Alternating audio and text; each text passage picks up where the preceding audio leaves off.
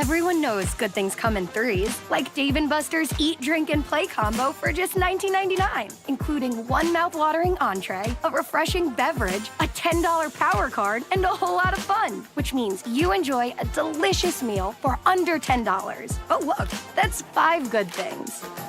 Good things come in threes at Dave & Buster's with the Eat, Drink, and Play combo for just $19.99. Buy online or in-store today. There's something winning in the Agua. Catch all the action at 360 Sports at Agua Caliente Casinos. Watch your favorite teams on our giant wraparound screens. See live scores on the LED sports ticker. Win big with our bar top games and enjoy great twists on bar food favorites. And with 3 premier casino locations, 360 Sports is the ultimate fan experience. For more information, visit aguacalientecasinos.com.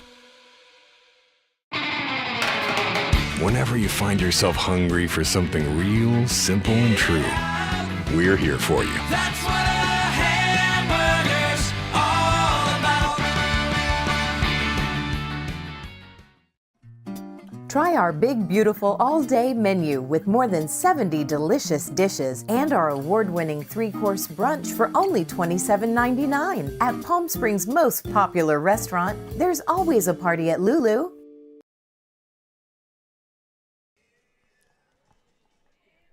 Donnie Goods of the Canada A's faced one batter short of the minimum, evading with just 1 hit allowed, and getting out of the inning unscathed to kick things off for the Canada A's. And now they'll get their bats going against righty Bryce Miller out of Gunnison, Colorado, the 34-year-old righty who went to Western Colorado in Gunnison, Colorado. An alumni pool that spans, one name that comes to mind, that is Austin Eckler, the running back for the Washington Commanders, who have been making quite the run in the NFL playoffs. And right now, the lineup we will run through for you right now for the Canada A's. It'll be Daisuke Fukuda, the DH spot leading off here, followed by Jed Downham and Deontay Jackson. We'll get more down the lineup as we go along here. Bryce Miller and his battery mate Burgos will start things off here in the bottom of the first. No score here between the Grizzly and the A's. Fukuda sets up for this righty-on-righty matchup, and now from the full is Miller, delivers. This one off the end of the bat, down the third baseline, goes foul.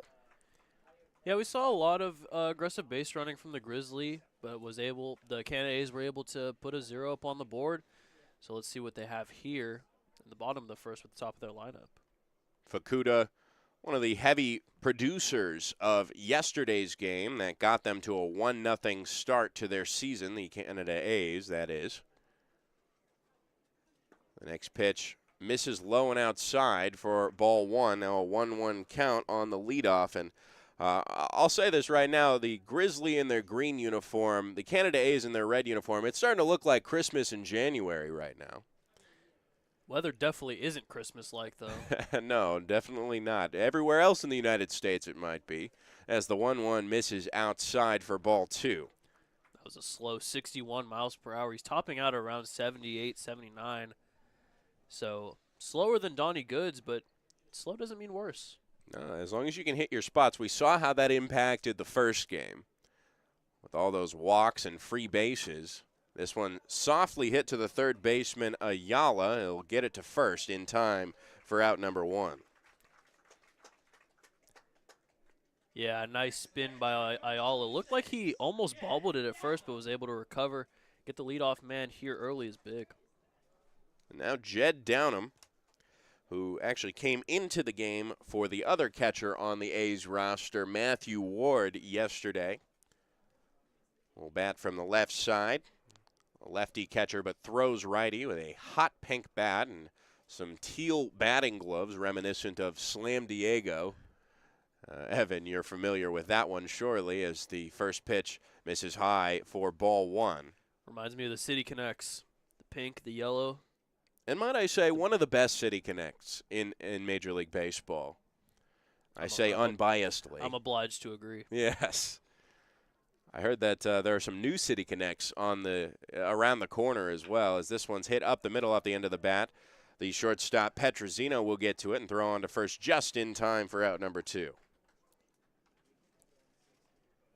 You know what we've seen in this league is routine plays make a big impact. So we've seen 2 routine plays from Ayala and from Petrosino. We're able to get 2 quick outs here.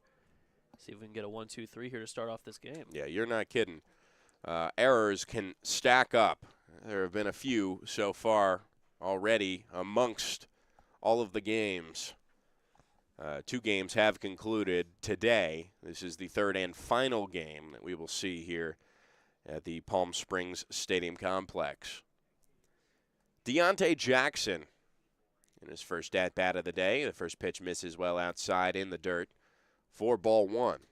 Yeah, as we said, the auxiliary field only had 1 game, so it looks like there's a team working out over there. Don't know quite what team it is, but that's what it's being used for when there aren't games being played. I see some calisthenics of some sort, warming up their arms out there on the turf field. A lot of offense happened out there. We'll get more on that in a bit. As first, the 1-0 to Deontay Jackson is fouled off towards the batter's box of the Canada A's side for strike 1.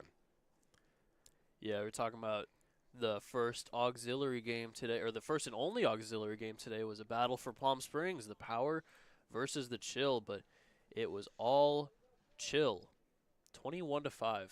The offense certainly wasn't chill. Yeah, red hot offense. Had some power. And the power didn't seem to have it. All these fun puns that you'll hear in this broadcast surely. The 1-1, this one lifted in the air to center field, should be playable for Shaw. He'll make the grab for out number 3. A 1-2-3 inning for Bryce Miller to kick things off. Still no score through 1 as we head to the second. Stick around.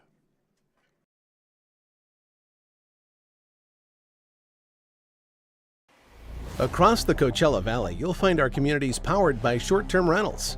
These rentals bring visitors and dollars to the region. Whether attending events, checking out the art scene, or dining at restaurants, when they spend money, we all score. The nearly $1 billion impact of short-term vacation rentals generates tax revenues that fund police, firefighters, education, and many other programs that improve our daily lives. To learn why short-term rentals are a grand slam for the home team, visit onecv.org. Like a family setting, you know, we come and we get into conversation, and it's comfortable here is what I guess I'll say. It's comfortable. The hot cocoa has whipped cream and sprinkles in the whipped cream in the hot cocoa. Very family oriented. You know, they cater to the kids. They got the coloring books and crayons, and they have kid-sized stuff about almost for everything that you would want. So young and old, everybody can enjoy it. It's the best. Made from scratch memories. Elmer's. How do you define adventure? Riding the world's largest rotating tram car? Taking in SoCal's awe-inspiring views? Exploring over 50 miles of pristine wilderness? Enjoying casual or fine dining at 8,500 feet? Discovering our history? Experiencing our scenic trails? Getting that perfect souvenir? Whatever your adventure, you'll find it at the Palm Springs Aerial Tramway. Adventure at its peak. Begin your adventure at pstramway.com.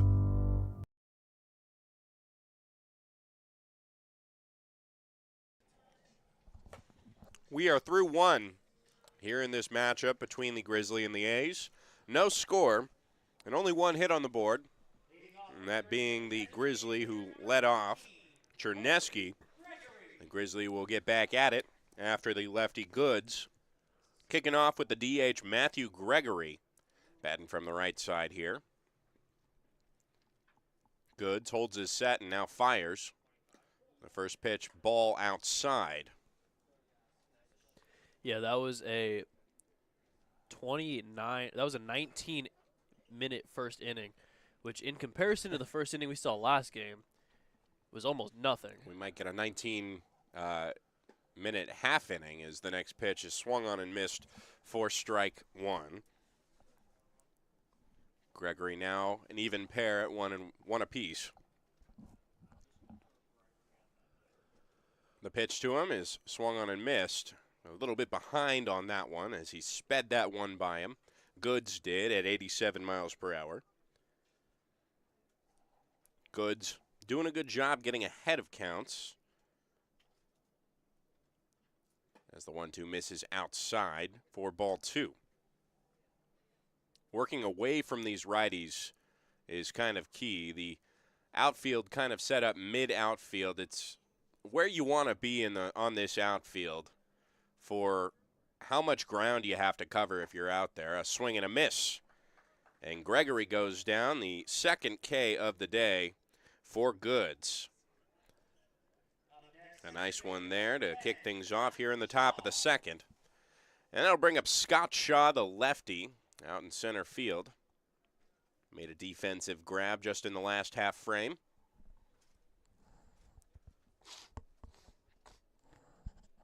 Scott Shaw kicking things off here. And now the first pitch to him is fouled towards the parking lot. Watch out, cars. That's strike one on Shaw. See how Goods does with the lefty-lefty matchup. Scott Shaw, at least from seeing the first game, looked to be one of the Grizzlies' better hitters. This is the only lefty-lefty matchup on the starting lineup. We'll see more as the game progresses, typically around the fourth inning. Now the 0-1. This one misses low for ball 1. Yeah, we saw a lot of changes coming in one inning for the Grizzly. Just kind of how we saw with the Blue Sox last game. Just everybody kind of switching out, pinch hitting, defensive substitutions, that type of thing. The 1-1 misses below the knees for ball 2. And now Shaw has brought himself from down 0-1 to ahead 2-1. Another New Jersey native. It seems like every time I look one of these guys up, it's a New Jersey native. Cherry Hills this time.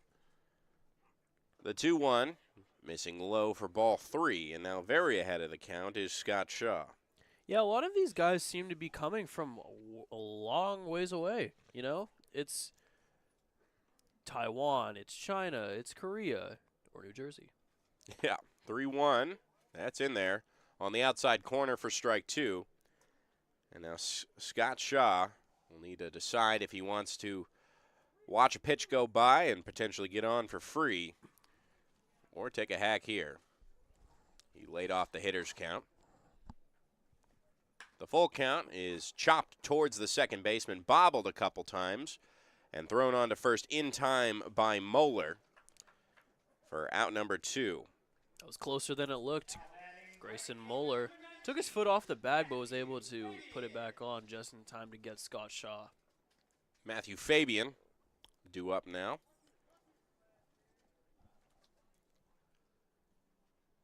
Fabian 6'2", 212. Crowding the plate a little bit and wiggling his bat. It's the first pitch. Almost hits at the knees there, but it's ball 1. Looked good from this angle. Could have been called either way. Very close. Big strike zone, however. Anybody over 6 feet is typically a big strike zone. The 1-0 is fouled back to the screen. We know that one was a strike. Most certainly. He's getting that velo up there. That last one at 88 miles per hour.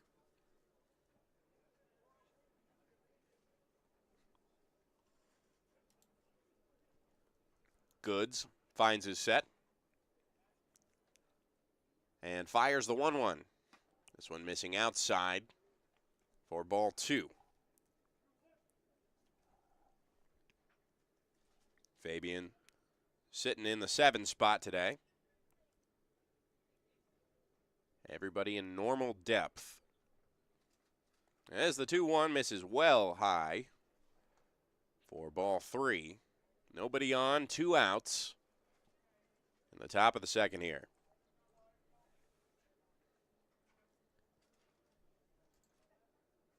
Goods, now the 3-1.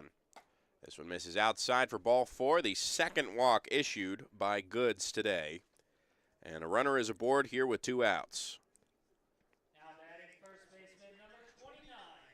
Seen a lot of walks, but it seems like Donnie Goods really is getting these hitters to fight. Doesn't seem like it's going to be a 4-pitch walk. Doesn't seem like it's going to be anything that isn't going to be a fight for the hitter.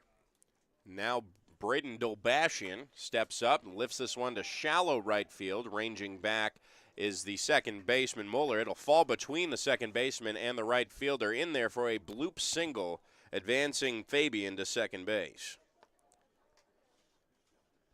Take advantage of that outfield whenever you can. That's a perfectly placed hit from Dolbashian right in between Jackson.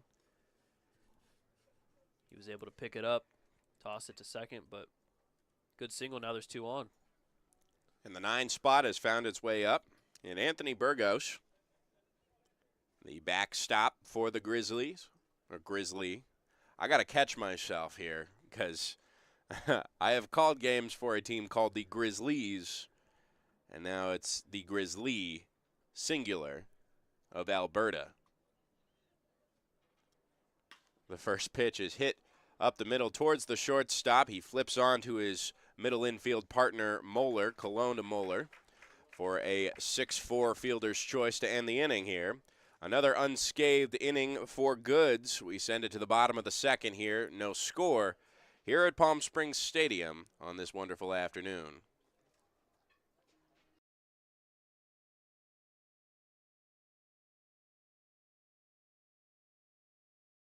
Outdoor living in the Coachella Valley is spectacular, and Tessera is the premier builder of outdoor living spaces in the desert. Nobody does it better than Tessera. From one end of this valley to the other, from Palm Springs to Rancho Mirage, Palm Desert, to Indio and La Quinta. For 35 years, we've created the ultimate in outdoor living, landscaping, pools, and patios, so you and your family can enjoy each other. Live well. Live Tessera. Whether you're building, landscaping, renovating, refreshing, or simply researching, rent the right size tools for your size jobs. In store, online, or in-app at Sunbelt Rentals, where tools rule.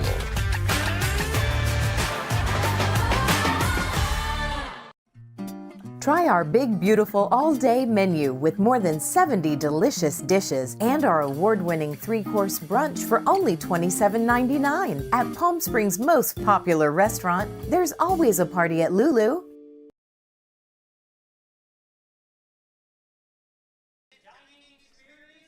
Bottom second now. No score game here between the Grizzly and the A's. Bryce Miller back on the mound. Bryce Miller, if that name sounds familiar, it should, but it's not the same Bryce Miller as the Seattle Mariners' up-and-coming pitching prospect, although both are, so far, some pretty talented righties, as we've seen today so far. Miller got out of the first, a 1-2-3, all defensive. And now it's Juan Francis to face him for the first time today. A righty on lefty matchup. The first pitch to Francis is hit to the right side. A diving play by Roberts up to his feet, and it is not in time, but a great stop nevertheless. That's an infield single there for Francis. But good effort there, as it could have prevented more. Yeah, that was a great effort. Nice diving catch. We don't see many of those here. Many attempts, not many of them are successful. That one was close, but Juan Francis has the speed and just was able to make it in time. And now Sam Ruda, another lefty. The third baseman gets his first appearance today. The runner at first, the first pitch missing well outside. Burgos quickly hopping to his feet to prevent any potential advancement from Juan Francis at first. A ball one issued to Sam Ruda. Some mind games being played by Francis. In and out. Getting covered at first, though. Baseball is entirely a mind game, as Sam Ruda had quite the day yesterday. His first two at-bats were RBI singles. It looks like a balk issued potentially. Yes, it is a balk. He stepped off and then stepped back on, I believe, that allows Francis to advance to second. You know, with the amount of walks we saw in the last game, surprised we didn't see any balks. Yeah, I mean, the pace of play was slower, but I will say this is definitely picked up a little bit. The 1-0 is fouled to the backstop for strike one. And like I said, Sam Ruda with a couple big hits yesterday in the 3 spot yesterday in that 11-4 win over the Bombers. Both hit to right field, as a matter of fact, so he's a pull hitter. Got aboard 3 times, including a walk. And he also had a backwards K, which was the only stain on his resume from yesterday. The next pitch misses in the dirt for ball 2. Burgos starting to get some work here. Getting some pitches, especially with a runner in scoring position, blocking when it matters most. Ruda out of Yardley, Pennsylvania. Holds his bat out in anticipation for what will be a 2-1 count. Here it goes. It misses low and outside for ball 3. Miller working the pitch count here. Only 9 pitches in that first inning. Quite impressive. That's what happens when you trust your defense, too. There goes the runner to third with a huge jump. The ball gets away from Burgos, and now here comes Francis to the plate. The play at the plate is not in time. The ball is dropped, and the first run of the game scores for the Canada A's. A little bit of a messy play there. That's a great piece of base running from Juan Francis. He was already going before Bryce Miller even threw the pitch. They were calling at him, but Bryce throws the pitch anyways, and it gets away. He's able to take 2 bases from that. By the time Miller lifted his leg, Francis was about halfway to third base already, and it just so happened that he was lucky enough for that ball to get past him and score the first run of the game. So now it is 1-0, the A's advantage, and a 3-1 count still for Sam Ruda. Actually, sorry, excuse me, Sam Ruda is at first. That was a walk. As this new batter takes ball 1, Grayson Moeller, as we get caught up here in our scorebook. Yeah, with all the chaos, didn't realize that Sam Ruda was walking to first base. Everyone was too busy watching Juan Francis go crazy on the base pass. All the excitement at home plate there. The next pitch misses outside for ball 2. And Moeller, the second baseman, played yesterday as well in the DH spot. He had himself a walk, a run, and a strikeout. Came around to score twice. Miller gets set now. Looks over at the runner at first, Ruda, being held on. The next pitch misses low for ball 3. And now a mound visit between Burgos and Miller, the battery mate crew. Burgos with his hand on Miller's shoulder just to give him some words of encouragement. I believe Bryce Miller, the first day that he came in, he was wearing a Tampa Bay Devil Rays hat. The city connects. It was really sweet, and I'm interested to see how the situation that happened in Tampa Bay, their stadium issues. I don't know, have they confirmed a stadium? I think it's a gray area right now. They don't really know. They're thinking about doing the Yankee spring training facility. Don't know if it's confirmed or not. That's a division rival there, too, as the next pitch hits on the outside edge for strike 1. But, you know, all hands on deck here. A lot of misplaced Major League Baseball teams. The A's, not the Canada A's, but the formerly Oakland A's will be heading down to Sacramento. There goes the runner to second on the hit and run. This one hit into right field. That'll get over the head of Fabian. This could be trouble. On his horse is Ruda, rounding third, heading to home. And heading to third is Moeller for an RBI triple. Excellent hit-and-run execution there, and now it's a 2-0 game for the A's. Yeah, that's a bad misread from Fabian. As he hits it, Fabian starts going up and then realizes the ball's going to go over his head. It ends up doing that, and that ends up being a triple. Rolls all the way to the wall, and he gets 3 out of it. You take those as they're working their way down this lineup here. Jorge Colon in his first at-bat, the shortstop, stands tall and awaits with a runner at third, a chance to really break this game open. The first pitch misses outside. It looked to be a pitch out, just nothing doing though. Nobody even covering third. Ayala well off the bag. The first baseman, Dolbashian, is working off the bag and a little bit in as his side anchor, Roberts, is kind of back near the outfield grass in this alignment here. The 0-1 misses somewhere for ball 1. Now a 1-1 count on Colon.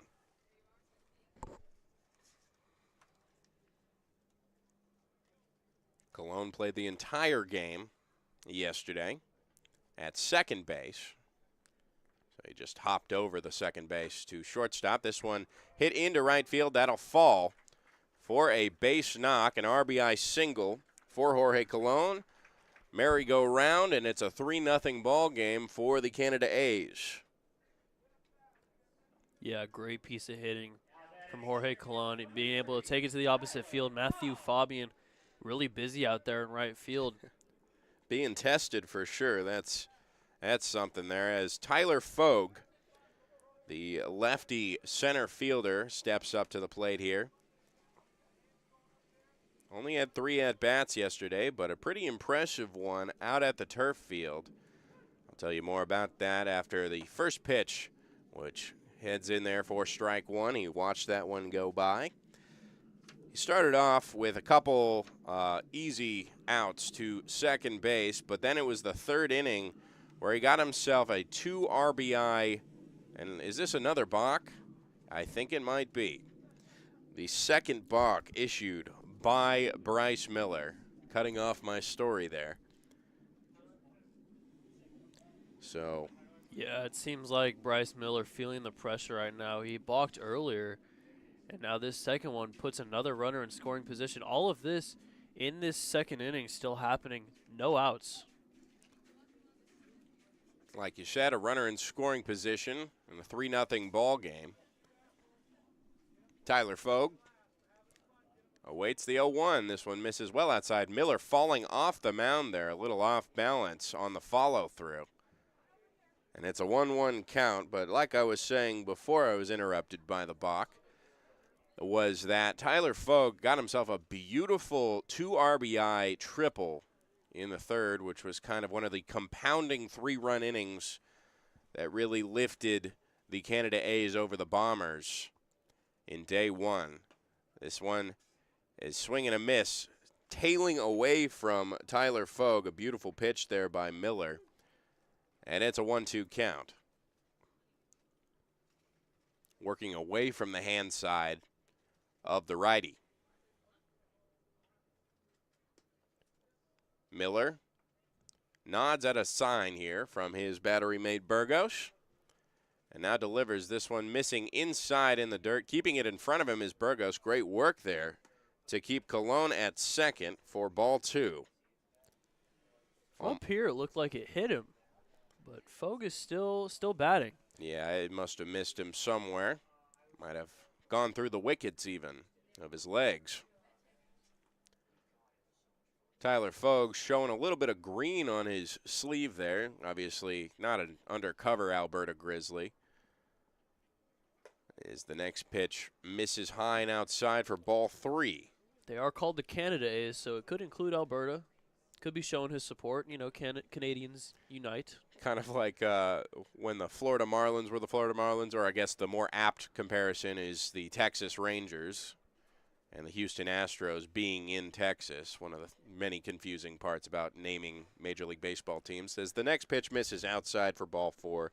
That's another walk. His second issued of the game and the second of this inning. gets runners at first and second, and now a mound visit for Jared Lemieux coming out to have a chat with Bryce Miller. He's looking down at the bullpen right now as everybody from the infield comes in to convene here. We'll see if Miller can finish this outing. Nobody out here in the bottom of the third. And it's a 3-0 ball game. It started off with a single and then a walk and then a triple and then a single. So that's 3 of the 4 batters who have gotten aboard with a hit. He has been absolutely knocked around ever since he had a very clean first inning. Like I said, some action in the bullpen. We will get you those names when they come out. But it looks like Miller will stay on the mound.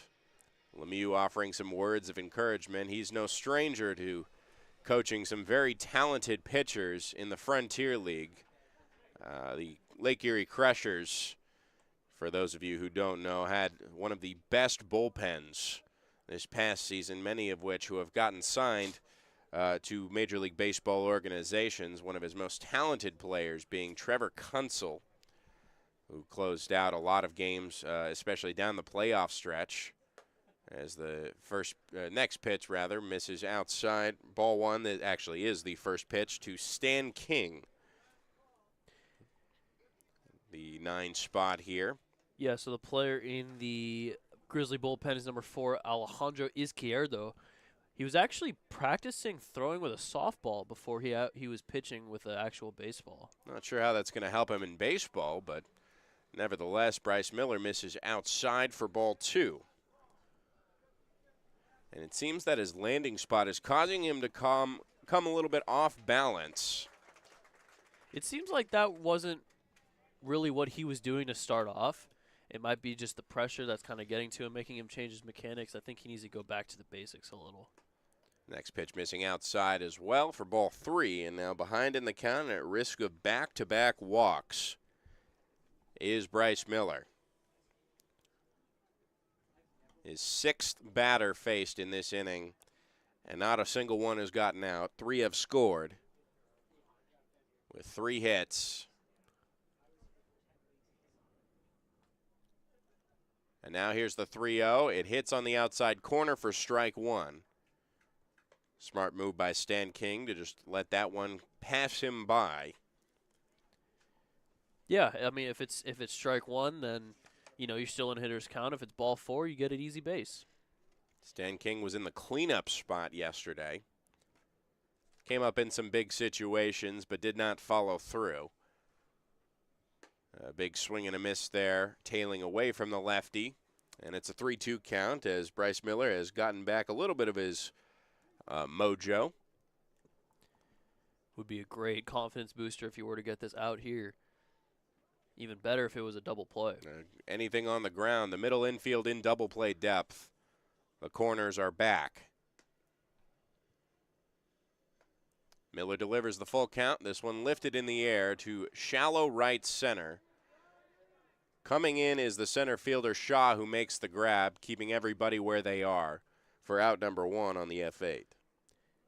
It's a big first out for Bryce Miller. It seems like it took a while before he got his first out, but now maybe a big confidence booster for him to be able to get out of this inning.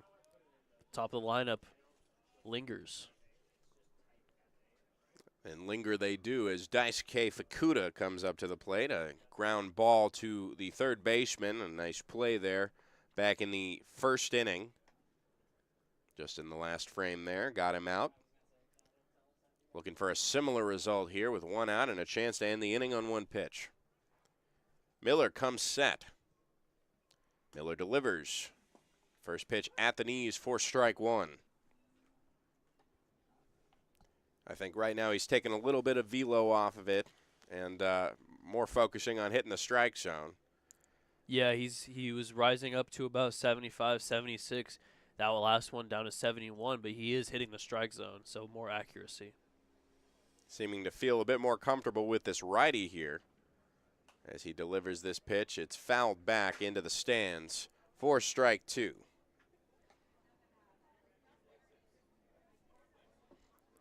Good crowd on the house today on this Friday afternoon. We really appreciate you tuning in if you're on the YouTube stream. Miller shakes off a pitch, finds one he likes, and comes set. Runners at first and second. And the pitch to Fukuda, it plunks him right in the elbow. And that'll load up the bases. Yeah, that's the last thing you wanted to do if you're Bryce Miller. You're in an 0-2 count. You're getting ready to get that second out. And all of a sudden, one comes in too much, and now the bases are loaded. Still only one out. And it all comes down to Jed Downham to clean him up.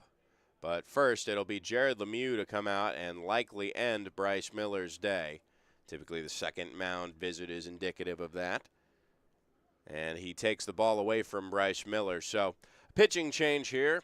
We'll be back briefly to tell you a little bit more about this next pitcher here coming in. It appears to be Alejandro Izquierdo.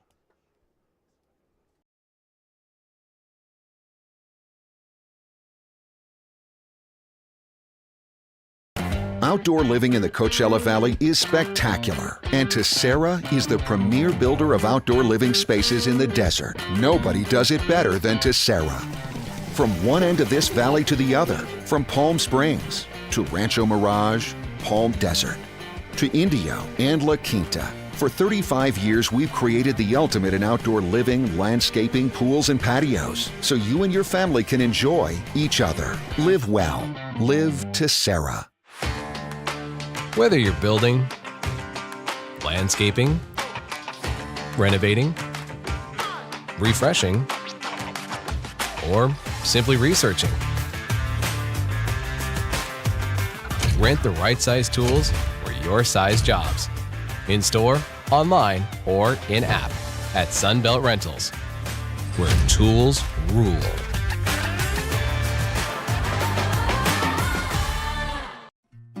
Try our big, beautiful all-day menu with more than 70 delicious dishes and our award-winning 3-course brunch for only $27.99. At Palm Springs' most popular restaurant, there's always a party at Lulu. New pitcher in the game as the middle of the second has been cut short, a second inning appearance, I should say, for Bryce Miller, who started things off for the Alberta Grizzlies, and Jared Lemieux just having to cut the line here as the Canada A's have taken a 3-0 lead. Bases loaded and only one out, and in comes the new pitcher, Alejandro Izquierdo, out of Wilmington, California. He's a right-handed pitcher / utility. He'll be used here to relieve the efforts and induce a ground ball if he can. Bryce Miller finishes the day with 36 pitches. We'll get you more on his stat line later. But right now, if you're Alejandro Izquierdo, what are you doing here against Jed Downham? Is this a righty-on-lefty matchup? How do you pitch to him? I think just stick to what you know. Stick to go inside the zone. You definitely don't want to walk anybody. We saw a lot of walks in the last game, walking in runs. So Izquierdo, just kind of do what you're doing. Warm-up pitches are around 84, 85, which isn't what Jed Downham was used to in the first inning. So I think throwing him off a bit with the timing, with the speeds, and then the breaking balls can get Jed Downham here at least to alleviate the damage here. Still one out. Maybe get the force out at home on a grounder. Yeah, you'd imagine that the infield, once the defensive alignment shows itself, will probably be trying to cut that run. But right now, Izquierdo will probably also want his middle infielders back in double play depth. We'll see in just a moment here. But right now, what I'm seeing from him is some whipping action. He kind of kicks his leg out, similar to that of Yordano Ventura, rest in peace. But he's got some whip to him. And right now he's pitching to a lefty, a righty-on-lefty matchup, and a chance to get out with minimum damage, at least for Bryce Miller's ERA's sake. The catcher, Burgos, tells his infield which way to align, and it is just exactly as I described. The corner infielders in to cut the run. middle infielders in double play depth. And Jed Downham, a chance to really score some stuff here for the Canada A's as this one's chopped towards the third baseman, Ayala. He'll throw to home. No play anywhere else on the fielder's choice. That cuts the front runner for out number 2. Izquierdo gets what he wants. He gets that grounder. He gets the force out at home. 2 outs now, just one more. Needs to get Deontay Jackson out here to get out of this jam. Only down 3. Bryce Miller, by the way, finishes with 1 1/3 innings pitched, 3 hits, 3 earned runs, and 2 walks. Well, that line is not complete in case a run scores. However, here's Deontay Jackson, the only man to have not had a plate appearance this inning, gets plunked right away in the rib cage, and that'll score a run. A hit by pitch, RBI. It's the painful RBI. And now it is a 4-0 ball game. You got to be kicking yourself if you're Izquierdo. You get the second out without allowing a run, and then on the first pitch you drill him. Definitely not what you want, and now it's a 4-0 ball game. Well, certainly not what Deontay Jackson wants, as that is a painful way to take a plate appearance. So batting through the lineup, this one lifted into left field early on in the count. It'll be caught by Chernesky. Francis retired there on the F7. And that'll conclude the inning, leaving 3 stranded. But the Canada A's have taken charge here, 4-0 after 2 here on this afternoon game.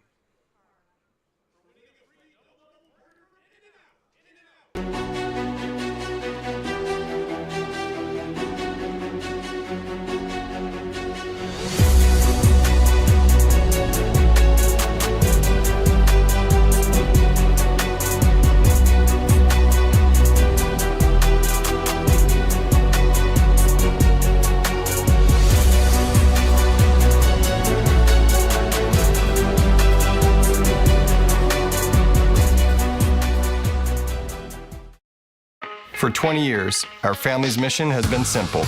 It all starts at Stuffed, where exceptional service meets bold flavors. Every crust, a masterpiece. Cocktails crafted to perfection in an atmosphere that brings family and friends together. Stuffed pizza, dine-in or takeout. Savor and enjoy at our 2 locations. Quality, service, family legacy, it all starts at Stuffed.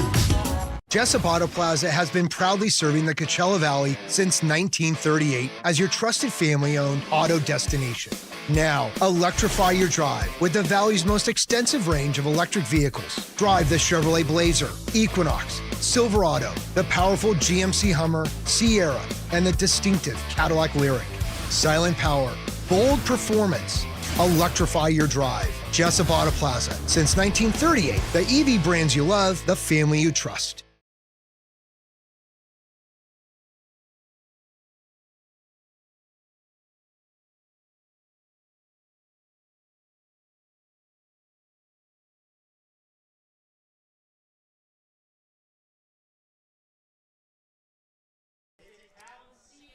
Top of the third here, and the Canada A's have blown things open 4-0. A quick correction here.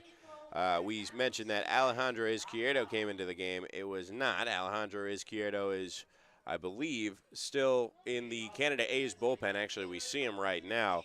The person who came into the game, as a matter of fact, was Delvis Lorenzo Muniz. So that's who you can attribute the hit-by-pitch RBI to. But he got out of the inning, only allowing 1 run on his account. The earned run goes on Bryce Miller's bill. Still on the mound for the A's is Goods, who gets a swing and a miss off of Luke Chernesky back at the top of the lineup here. Got himself a single back in the first. Another swing and a miss there on a deceptive pitch that was sinking downwards. And now he's behind 0-2. That single hit up the middle was nice a nice, beautiful base knock in those hot pink gloves that we've mentioned before. Takes him off on the base pass, though. He did. He did get caught on the base pass. This one hit up the middle in the air, and ranging over to his right is Moeller, the second baseman, who makes the grab for out number 1. Some nice communication there between Moeller, Cologne, and Francis, all of them coming out. Moeller able to call them off, make the catch for the first out. A lot of hang time there as well that allowed him to range over and make that grab. So Justin Ayala will take his second at-bat here. A strikeout swinging his first time up. So he awaits the first pitch here. It misses outside for ball 1 on the fastball.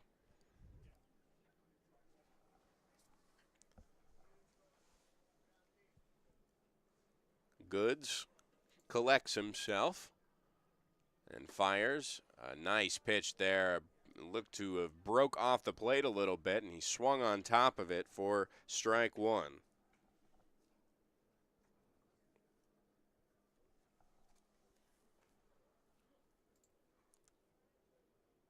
Goods fires the next pitch, a fastball outside for ball 2.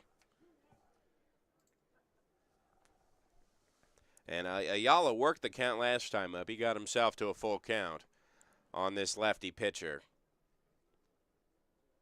He's looking to stay in the box as long as he can as he hits this one on a couple hops to Ruda. He fires to first, missing first on the throwing error. Heading around to second is Ayala with an E5 and an extra base there. Yeah, we haven't seen many errors today compared to yesterday, but Sam Ruda throws it just out of the way of Braden Dolbatian. Stan King at first. You get on base any way you can. And now here comes Josh Roberts, the big-time triple back in the first. Made his way around on a nice, well-struck ball. A chance here to get an RBI and get his Grizzly on the board as the first pitch hits for strike 1.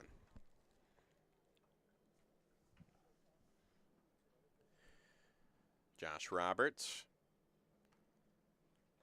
takes his time, as does Goods. The next pitch hits on the fastball for strike 2.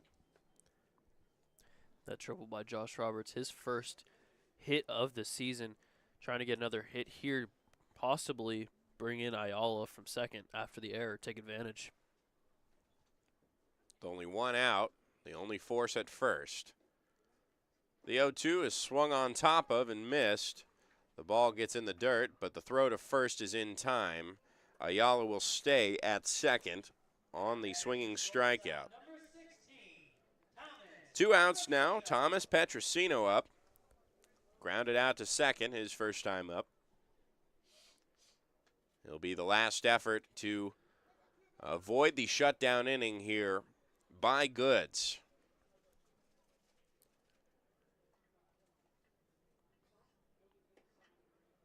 A massive shutdown inning opportunity this could be as the first pitch misses outside for ball 1.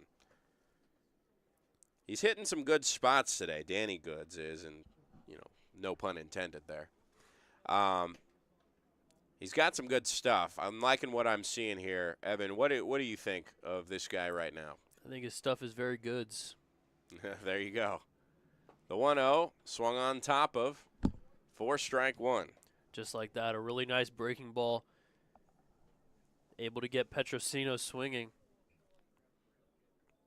And it looks quick coming off the mound, too, the way he delivers it. So that off-speed can be very deceptive.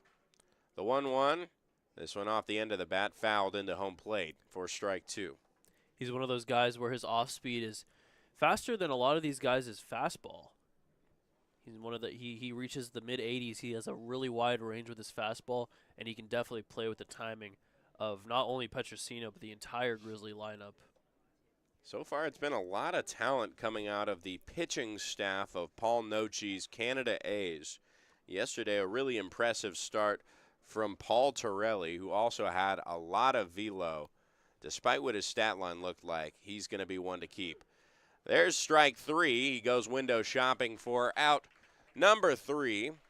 A backwards K, the second of the inning for Goods, his 4th on the day. And he gets the shutdown inning indeed as we send it to the bottom of the 3rd. Here 4-0. The A's favored over the Grizzly.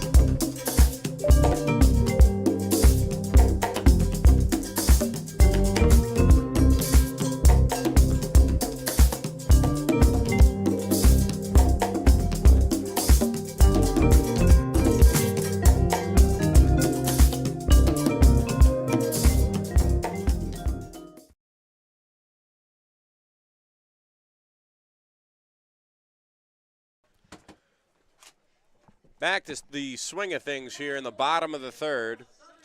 And it's Delvis Lorenzo Muniz, not Alejandro Izquierdo, here for the Alberta Grizzly to kind of carry things along here. Donnie Goods was looking good as he got the shutdown inning to keep his Canada A's up 4-0. And Paul Nochi will look to add some insult to injury with his talented roster. Already looking like an early favorite for the playoffs, potentially. I know that seems so far down the line, but it is only 4 weeks away. A lot can happen, of course, with 2 to 4 games a day here in Palm Springs. Sam Ruda, the first one up, got himself a walk and came around to score one of those 4 runs back in the 2nd. Takes the first pitch outside for ball 1. Yeah, and what you were saying with the Canada A's, you know, in a season where you only play 17, 18 games, you know, every win counts in that push for the playoffs. Delvis, the pitcher on the mound, rocks back and fires the 1-0. This one missing well outside for ball 2. Now getting behind is Delvis Lorenzo Muniz, who I had a chat with at the airport. He's originally from Puerto Rico, spends his time in Kissimmee, Florida. The only connection I have to Kissimmee, Florida, other than the fact that I should mention that it's snowing there on the beach as opposed to Palm Springs, California, nice and sunny, cool afternoon. I'll get more on that in just after this pitch. This one misses low for ball 3, is the fact that one of the California Winter League coaches, Tom Vaith, who just finished his dominant win over the Palm Springs Power today, just signed a player from Kissimmee, Florida, in the name of Willie Estrada, who is heading into, I believe, his 4th year in the Frontier League. A really interesting guy, really fun individual. As this next pitch is fouled off towards the parking lot near the library for strike 1. And it hit a car. Yeah, it hit a car. So hopefully we were bound to get one of them. That's not the PA system. That is an actual car. Hopefully that's not either of our cars. It looked like it went far enough that way. I don't want to tell everybody where we parked, but nevertheless, a 3-1 hitters count for Sam Ruda. The pitch Hits at the knees for strike two. Ruda was getting ready to throw his bat and head to first. We were talking about Alejandro Izquierdo. The real Alejandro Izquierdo has stood up and is warming in the bullpen right now. Yes. So we might see a battle of the fours today. Yes. And pretty similar build, too, might I add. So an easy mistake. Happens to the best of us. Yeah. The 3-2 count now to Ruda. This one off the end of the bat, heading towards the back of the stands here in the bleachers on the first base side, or rather, excuse me, third base side. And it's still a 3-2 count. Ruda got himself to a full count in his last at-bat, and it ended up in a walk. That one part of the downhill onslaught of runs started by Bryce Miller, today's starter for the Alberta Grizzly. The full count once more. This one fouled back. And again, Ruda stays alive. Didn't hit a car this time. Though not that we've heard of. Not that we've heard, rather. But yeah, Ruda really doing a good job of fighting off pitches in this 3-2 count, making sure he gets the right pitch he wants, or making sure he knows for a fact it's going to be a ball and he can take his base. Ruda stares down Delvis on the mound. Delvis starts with his front facing home plate and rocks back and fires the 3-2 again. This one fouled again. Another souvenir for a fan. Talking about that last pitch by Delvis, hit 89. One of the fastest we've seen so far in this league. See if he can hit 90 at some point. Well, right now he's just hoping to hit the strike zone, as that's really the priority number one, as we've seen so many walks today already, especially in the first game. Not wanting a repeat of that for either team in this game. The 3-2 again. This one misses low, and Ruda wins the battle there. Another walk as he grabs his free base at first. One of the best at-bats we've seen so far this season. Sam Ruda able to foul off multiple pitches after getting into a full count, taking his base on a pitch that definitely could have gone either way. Now it's Grayson Moeller. Got himself a huge bases clearing triple, an RBI back in the last frame. He's got himself with a runner at first. The throw over to first just to check on Ruda is no good. I believe another story about Delvis Lorenzo Muniz is that he was coming off of a surgery. He's been rehabbing for a while, and this is his chance to really get back out into competitive baseball. The wonders of what the California Winter League does for a lot of these guys just trying to get back into the swing of things. For lack of a better term, the first pitch misses outside for ball one to Grayson Moeller. Yeah, just in passing, you hear a lot of stories of these players. Their seasons got cut short because of COVID. They couldn't play. They had some injuries, had to step back from baseball for a little bit. And this league is really a good chance for them to try and come back and get themselves a professional contract. I've seen it firsthand of some guys who haven't played baseball in 2 years who end up with a professional contract as the next pitch misses outside for ball two. Really wonderful stories that come out of this league, and that's why 16 Major League Baseball organizations have signed players out of the California Winter League over the past 15 years of its existence. Delvis goes and checks on the runner at first. Sliding back in is Ruda. Another disengagement there for Lorenzo Muniz. Lorenzo has sort of a mini windup when he throws back to first. He kind of does get set back and throws it. Gives Ruda a lot of time to get back safely. Especially if he can catch it right. Not much of a lead, however, from Ruda this time. Just about a step and a half. The 2-0 now to the plate. Misses. They're pointing at something. I think it was to check the swing. I don't know why they didn't check it first, though. Or I guess it is a lefty. No, he is a lefty, and I don't think the bat really got off his shoulders that much. Maybe I was seeing something wrong, but nevertheless, it's a 3-0 count. Catcher Burgos really wanted them to check the swing. Delvis in danger. He gets set. And now fires the 3-0 count. This one hits on the outside corner. A deep breath there by Lorenzo Muniz. As now it's a hitter's count for Moeller. 4-0 still. The Canada A's on top here in the bottom of the third.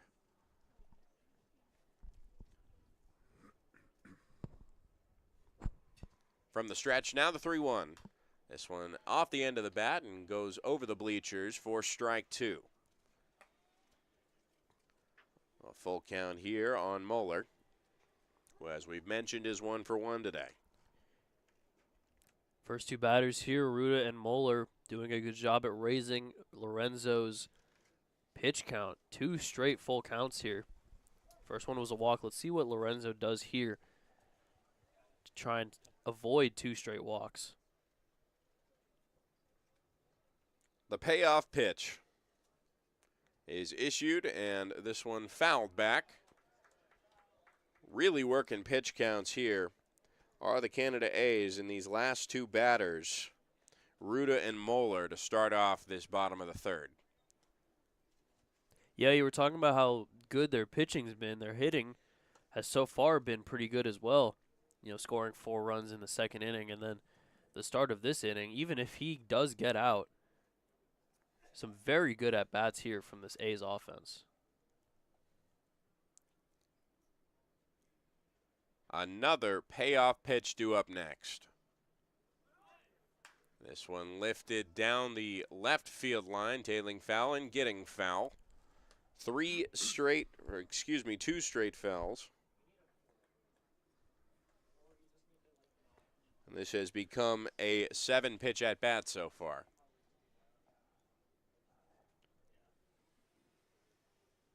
Somebody has to win this battle. That's how the rules of baseball have determined it. Who will win, the green or the red jerseyed player? The 3-2 again.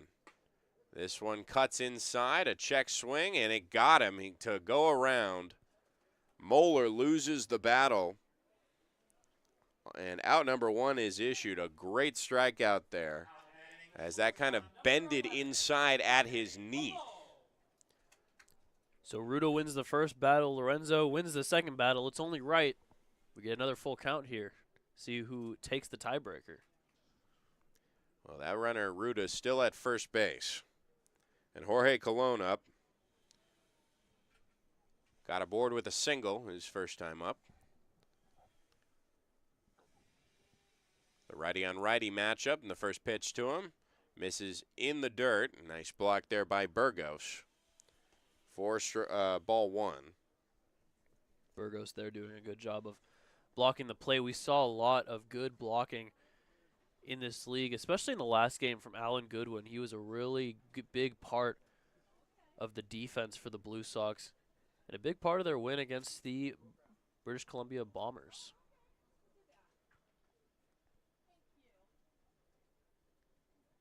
Now the 1-0. Due up next. Here's the pitch. This one misses low and outside for ball 2. Losing these counts fast is Muniz. But only 1 runner on. A chance to get out of this inning if he can trust his middle infielders. And he keeps the ball down right now, as he has been. Colon not fooled, however.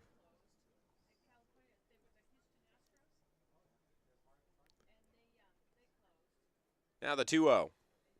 This one misses well outside. Pulling that one was Muniz. A 3-0 count now, due up next.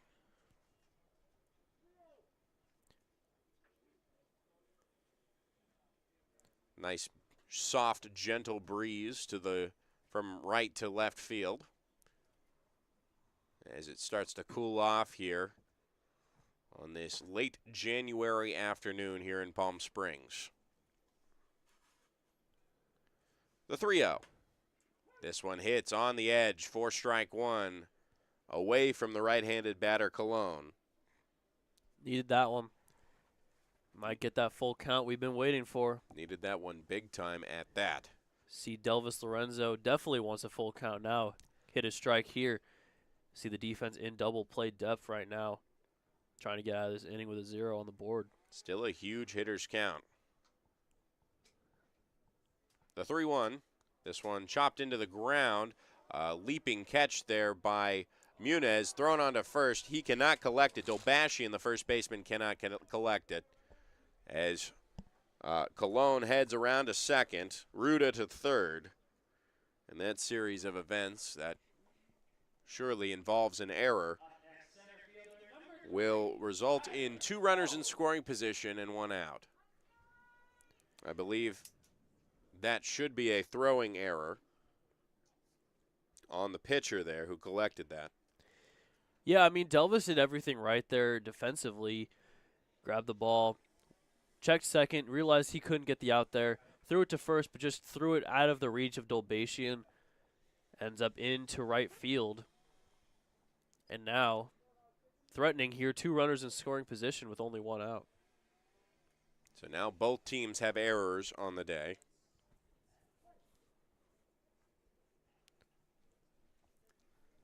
And it's Tyler Fogue, who got aboard with a walk, came around to score back in the second.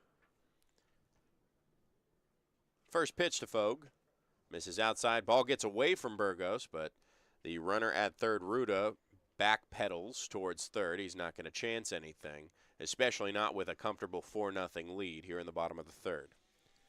Yeah, you mentioned earlier Ruda doesn't really take big leads, so I definitely think it was a good idea that he didn't run there, especially because Burgos was able to get up and get the ball so quickly.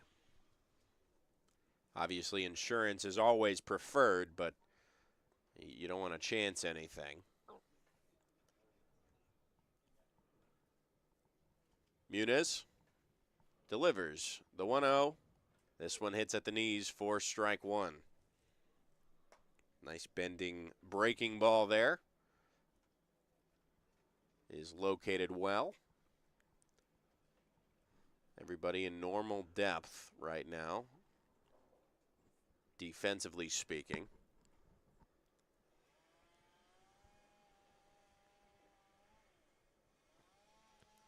Muniz looks back at the runner at second, and now back to home plate, the 1-1. This one hits for strike 2. And now working ahead of the count for what I believe is the first time this inning. He's got a chance of getting himself another K. Came in the middle of the last frame.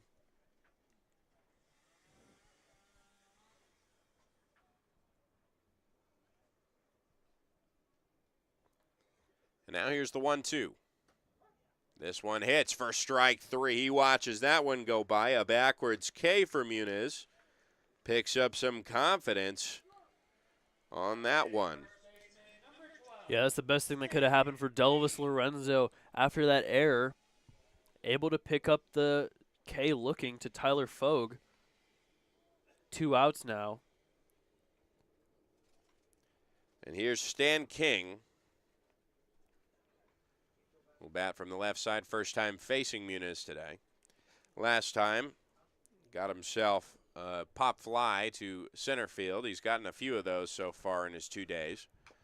This one grounded right into home plate and goes backwards for strike 1. Stan King, in the last game, had 3 flyouts to the outfield, and today already 1 on the board. He can sure get the ball off the bat, but it's just finding those spots where the outfielders aren't. And maybe he'll have some more success here with a wide open field here at the historic Palm Springs Stadium. The 0-1. This one misses outside on the off-speed attempt. Just kind of pulled on the arm-hand side of Muniz.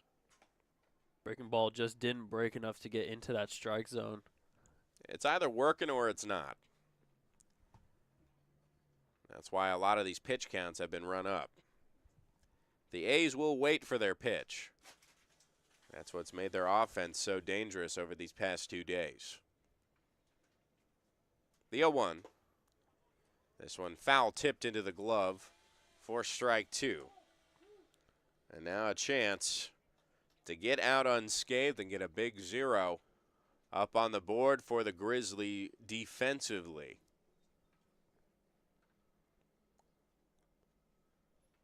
Runners still at second and third.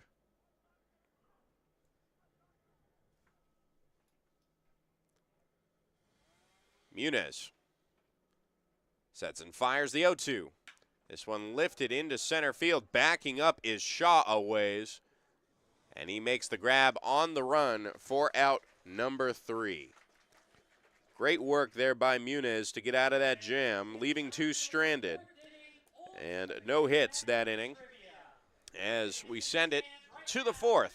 4-0 still in favor of the A's. The Grizzly will try to get back here on the California Winter League YouTube channel.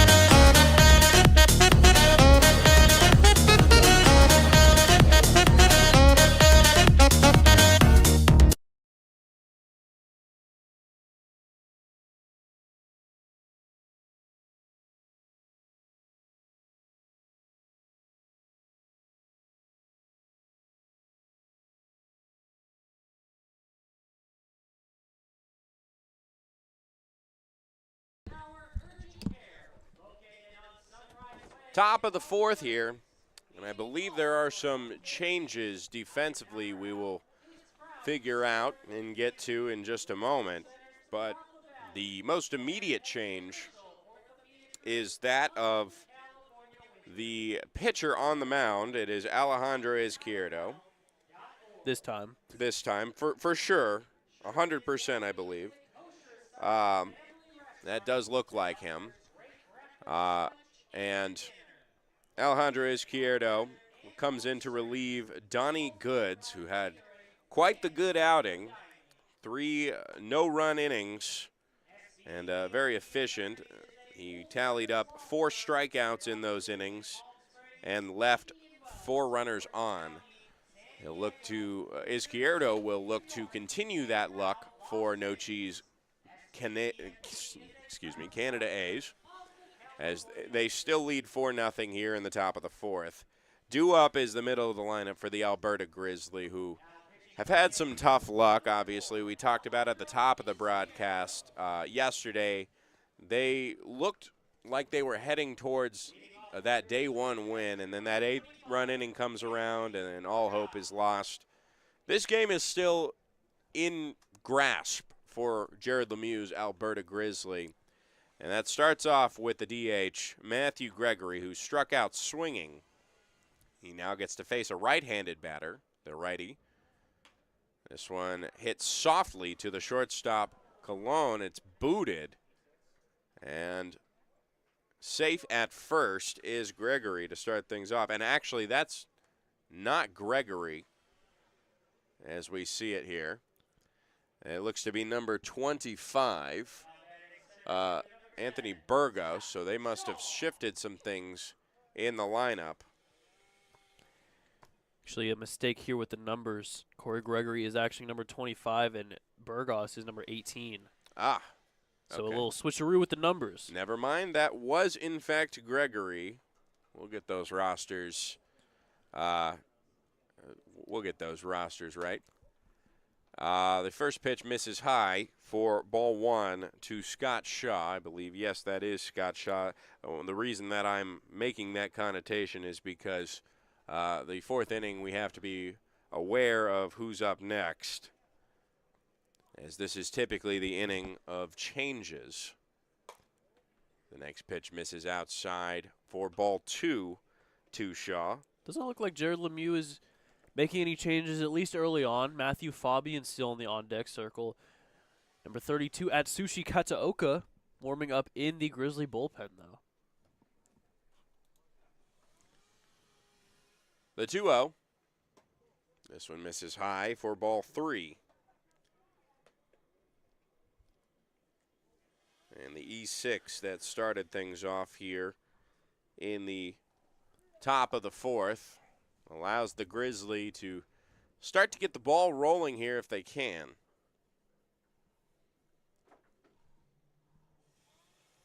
The 3-0. This one hits. 4-1, a nice fastball there, middle out. Corey Gregory on first, taking a really big lead, being held on by Stan King over at first. Getting looked down by Izquierdo.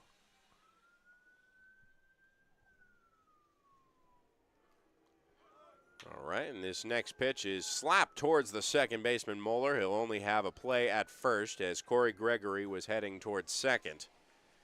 That advances the runner, but a nice little 4-3 there. Nice little defensive gem for out number 1. A runner in scoring position now. It's a good bit of base running by Corey Gregory. You know, he was already pretty much halfway down the line and running when he hit that ball. Izquierdo just wasn't throwing it back to first. Matthew Fabian.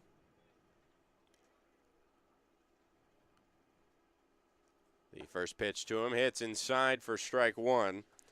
Corey Gregory doing some dancing off of first. Playing some mind games here with Izquierdo after the steal attempt in the last at-bat. Former high school football player out there at second base as well. The 0-1, missing up and in for ball 1. Corey Gregory played with Kobe Bryant, not that Kobe Bryant that you're immediately thinking of. Kobe Bryant with a C, the Seahawks safety, the rising star for that NFL organization. A lot of connections with Seattle. The 1-1 hit up the middle, and a diving play by Coloni gets to his feet. It is not in time at first, but a great stop nonetheless. That saves a run as Gregory advances to third on the infield single. We've seen some good defense. You know, 3 errors doesn't show really all of the amount of effort that these teams are playing. These teams are playing with. You know, we've seen a couple diving, sliding catches. Sometimes the runners are just too fast. They're able to make it there safely. And now 2 on with 1 out. Runners at the corners with 1 out, and the first pitch missing high for ball 1 to Dolbatian. Got aboard with a single back in the second. Izquierdo showing some speed from that slender frame on the top of the mound. Izquierdo rocks back and fires the 1-0. This one missing inside. The throw down to second. Hits the runner Fabian in the shoulder and caroms to the side, and that'll allow a run to score. Corey Gregory gets the Alberta Grizzly on the board, and it is a 4-1 ball game. Well executed there, and using his shoulder. Again, good base running from the Alberta Grizzly, gets them a run on the board. Nobody was covering second. He was able to catch them sleeping. Throw gets away, and it allows Gregory to score. The next pitch misses high, I believe, for ball 3. So no longer a shutout in effect here.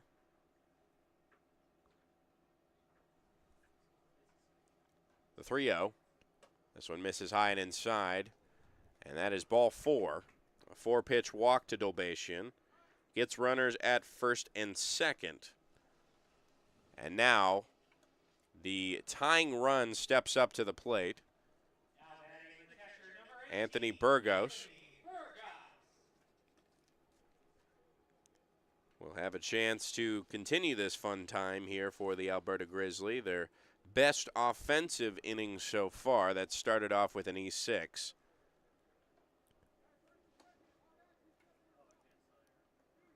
catcher right now, Downham, telling some things to his middle infielders as for the future alignment of a potential double play opportunity with one out here.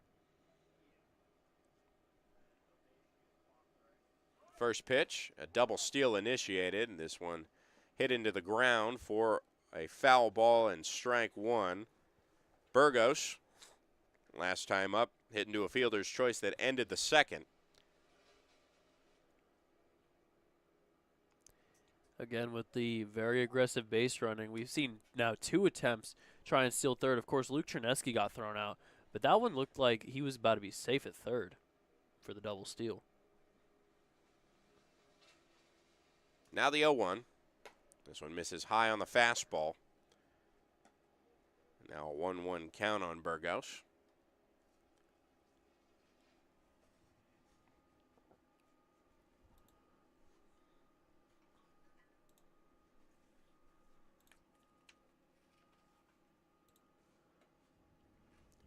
The next pitch, a breaking ball, hits at the knees there. Beautiful bending curve there.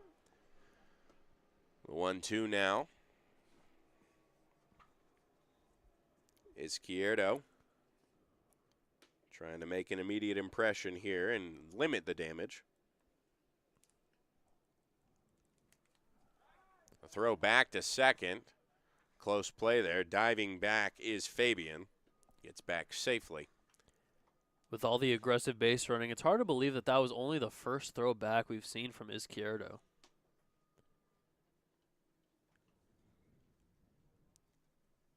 Izquierdo trying to slow down the game right now in his mind and in real life. The 1-2, this one lifted down the foul line and heading foul out of play. It'll stay 1-2. Seems as though Jared Lemieux is saving his substitutions for the next time around. We see Pete Baker lined up in the on-deck circle right now. Should be batting for Luke Chernesky. Good catch there.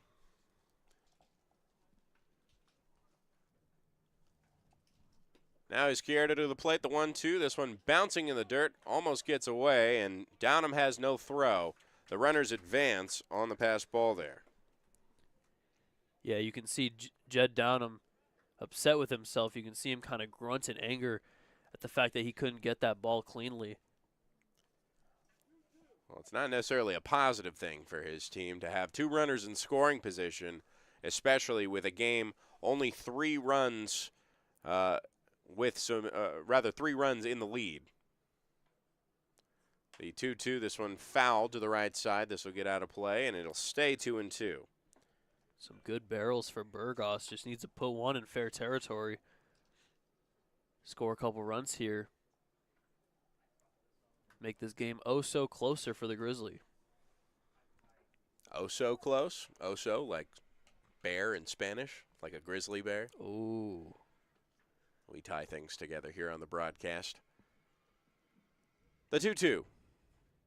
Swung on and missed at the rising fastball. Gets him chasing. And out number 2 is recorded. Izquierdo gets his first strikeout of the day. Pete Baker now coming in for Luke Chernesky. And batting from the right side. Has a last chance to get these runs across for the Grizzly. He takes strike 1. Yesterday went 0 for 1. So his second at-bat, or rather his second plate appearance. Not yet an at-bat officially. The 0-1. This one foul tipped into the glove for strike 2. Working fast is Izquierdo to get out of this inning. Substitutions continuing. Number 12, Jason Leone in the on-deck circle. Should be pinch hitting for Justin Ayala. The 0-2. Hits for strike 3. Leaning forward and watching that one go by was Pete Baker.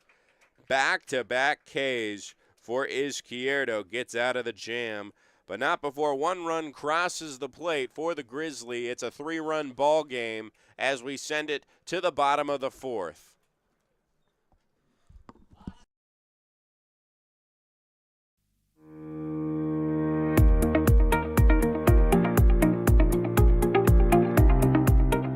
Hello, Power Baseball fans. At SBMP Attorneys, we believe in the power of community. And that's why we proudly support the Palm Springs Power, our hometown baseball team. After a memorable championship season in 2024, capping off the team's 20th anniversary, we're all very excited about the 2025 Power team. SBMP Attorneys and the Palm Springs Power are two teams that are committed to excellence, community, and the spirit of winning. We'll see you all at the ballpark.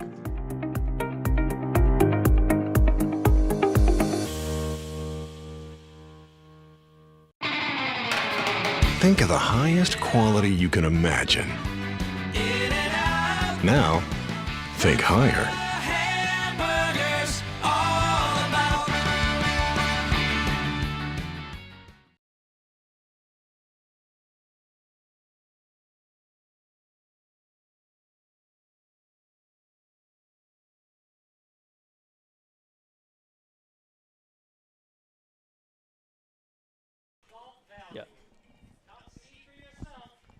Bottom of the 4th, the Grizzly have gotten on the board, and a few defensive changes that we'll get around to, but first, a pitching change, which appears to be number 32, Atsushi Kataoka. Kataoka, the righty, will try his hand at a shutdown inning here for the Grizzly as he tries to tame the Canada A's on top by 3. What we know so far is that Ayala is out of the game at third and replaced by Jason Leone. Petrosino at short is out of the game for Davey Morgan. And Pete Baker, who we saw in his last at-bat, replaces Luke Chernesky in left field. I believe there's also a change at second base. Yeah, it'll be A.J. Carosis in for Josh Roberts. Thank you very much. And we are getting ready to kick off this half inning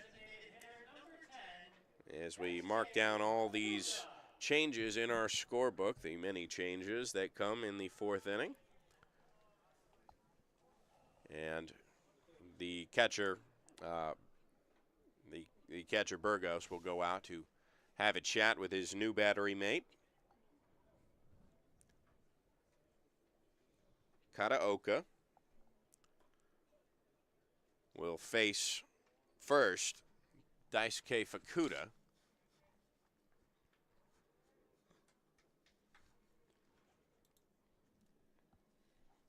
Had 2 plate appearances today so far. The first pitch misses high, 4-1.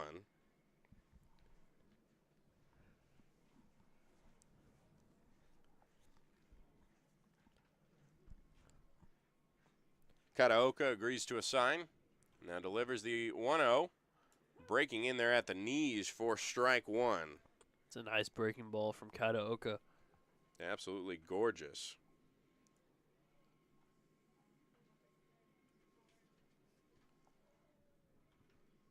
Now the 1-1.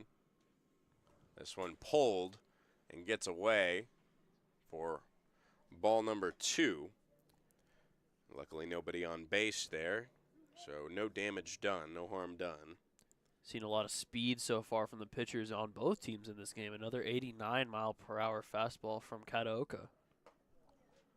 The next pitch misses for ball 3. And now in the hitter's count is Daisuke Fukuda, who got aboard with a hit-by pitch back in the 2nd. That was the last batter that Bryce Miller faced. The next pitch loops inside for ball 4, and aboard again with a free base is Daisuke Fukuda. Yeah, Kataoka's breaking ball, insane amount of movement, spin rate over 2,500. But he's not able to locate it during that at-bat. Daisuke Fukuda leadoff walk. So up comes Jed Downham, who's been kind of the rock at the backstop for the Canada A's today. Got aboard with a fielder's choice back in the second, and that's the only time he's been aboard. He takes strike one. Canada A's are one of the few teams that have 2 catchers listed on the roster. So I wonder if we're going to see Matthew Ward at any point here in this one. Nochi has quite the luxury at that spot. And 2 good catchers, might I add, as well. I saw the other one yesterday. Matthew Ward, this one hit, and it gets through the right side. It is misplayed by Fabian. Coming around to second, sliding in safely is Downham for a double. Fukuda heading around to third. Yeah, that's exactly why you keep Jed Downham. You know, he gets a good single, a little bit of a miscue by Matthew Fabian, not having the best day out there in right field.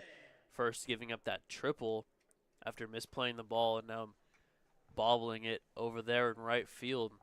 Now it's a big spot for Deontay Jackson. They might have given that an error from the misplay, but that should just be a double. But we'll mark it down as a single and an error.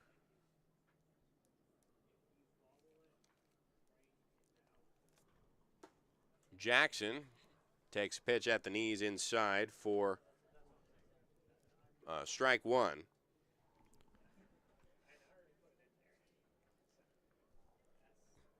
A good chance here for the A's to continue their commanding lead. Another huge swing and a miss here. This one getting him to swing a bit high at that fastball for strike two. So the Jed Downham hit is officially going to be a single and an error. I wonder if Downham's going to want to turn that one into a double, maybe send in a complaint or two to the front office. It's still a hit. It is still a hit. But, you know, extra bases, love to see that on the resume. The 0-2 hard hit. A diving play there by Morgan. A throw back to second. Gets a double play. Excellent work there by Morgan, the new shortstop.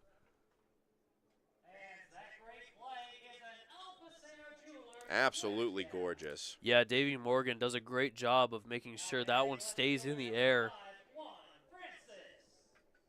Catches Jed Downham sleeping on the base paths, has to freeze when a ball is in the air. That's what you get taught in Little League. He just kept running, and it turns into two. Didn't know if he could catch that or not, but he just barely got that one. This one fouled back and just over the net, narrowly missing one of our league coordinators, Barry Moss. For strike number one on Francis. Barry's got to catch that one. Yeah. For how long he's been in baseball, you'd figure you just stick a hand out there or something like that.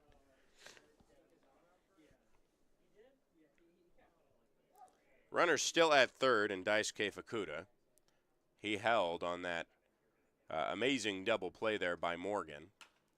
This one slapped to the right side. It'll be Corrosis on to first for out number 3.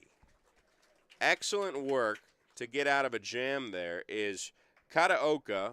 A lot to thank for his infielders as he comes to his dugout and faces only 4 batters with only 2 hits issued of those 4 batters. The game remains 4-1 as we send it to the 5th.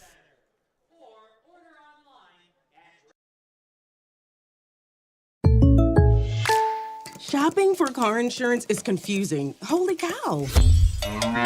Great. Now we have a cow in our kitchen. Why did you say that? Because I don't know what coverage to choose. So just say the State Farm jingle. A State Farm agent can go over all your options with you and help choose coverage that meets your needs. Dude, cow, could you move? Like a good neighbor, State Farm is there.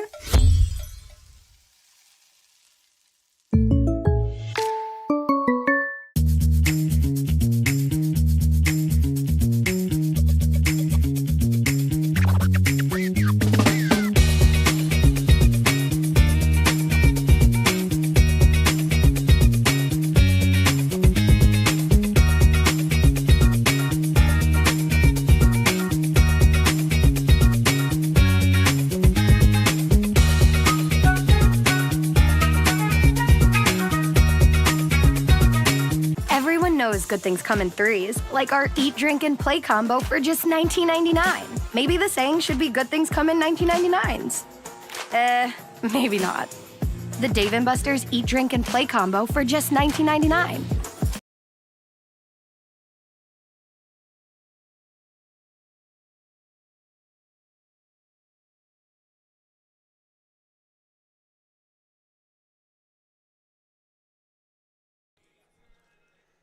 Top 5 here at Palm Springs Stadium. Joey Miller alongside me, Evan Patoka. And a couple defensive changes that we've noticed so far for the Canada A's. Matthew Warren. Matthew Warren in right field. And another Matthew Ward, behind the plate replacing Downham. So more to note. Bring on the Matthew Brigade. The Matthew W. Brigades.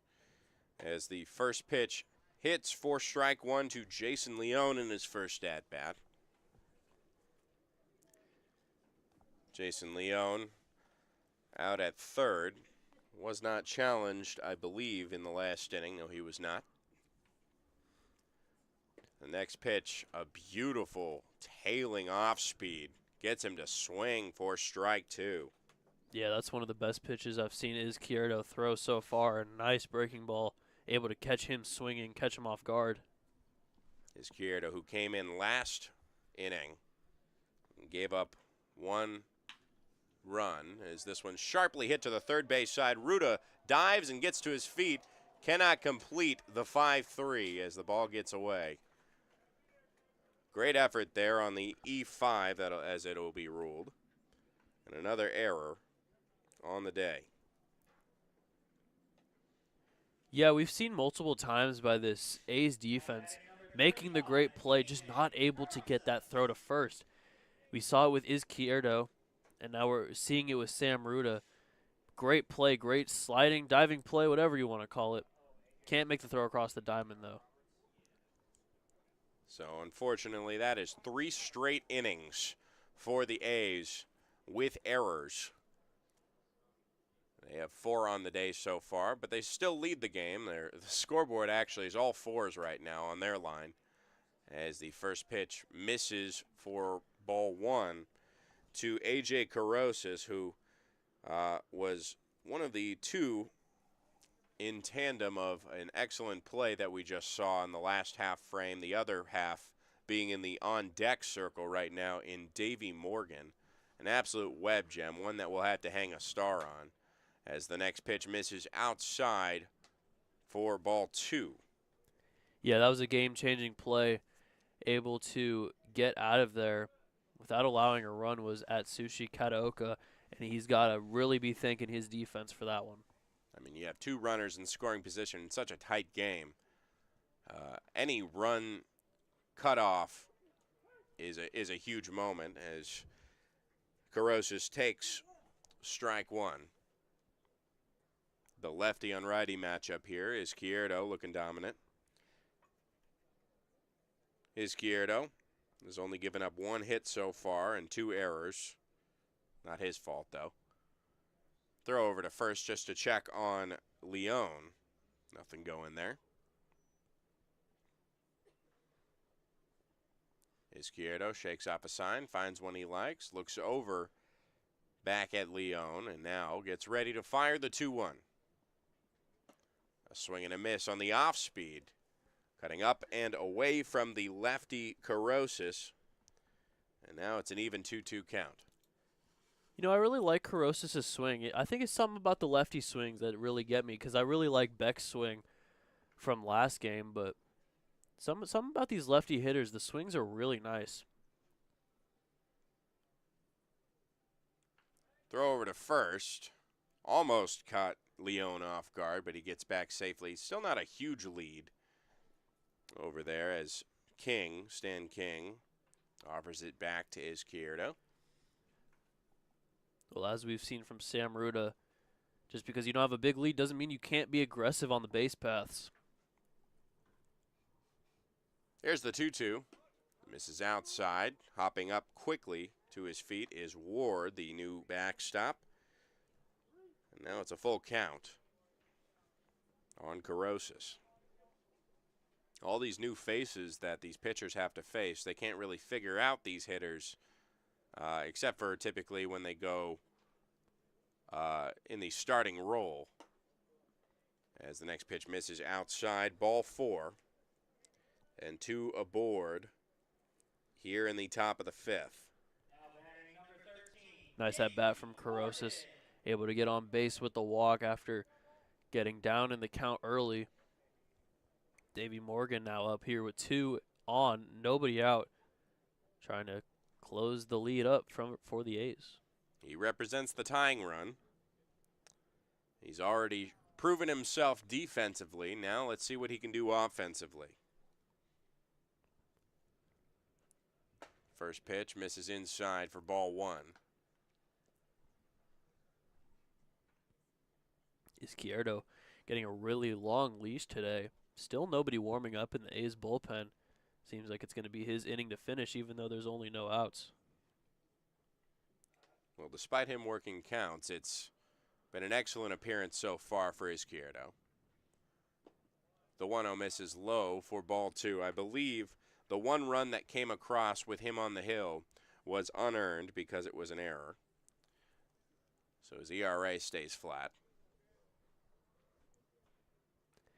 Yeah, it was that grounder that just ate up Jorge Colon at short. Run was able to come around to score. It's the only run for the Grizzly. Runners hopping off the bag. A spin throw back to second is not in time for Jason Leone, who's really dancing and making Izquierdo nervous out there. Yeah, we've been talking about this all game, the base running, the mind games of the base running. We see Corey Gregory in the on-deck circle. He was dancing. He was going. He was dancing around on the base paths, and he was able to get some aggressive base running, take some bases. Now the 2-0, a big swing and a miss. After all that time that Izquierdo took off, making him wait for that next pitch, he was anticipating something, and he just could not catch up with it. So now a 2-1 count on Davey Morgan.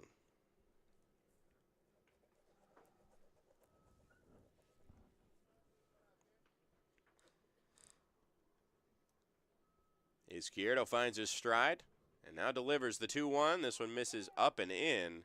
It actually hits the catcher off the glove here. Time is called.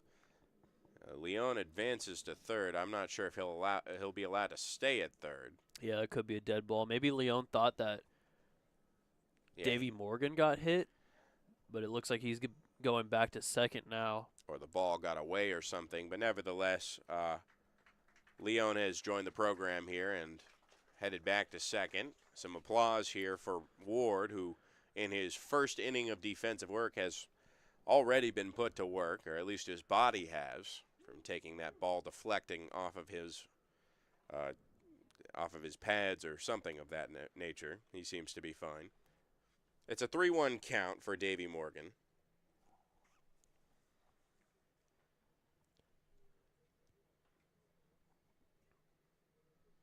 And now the hitter's count is swung on and missed.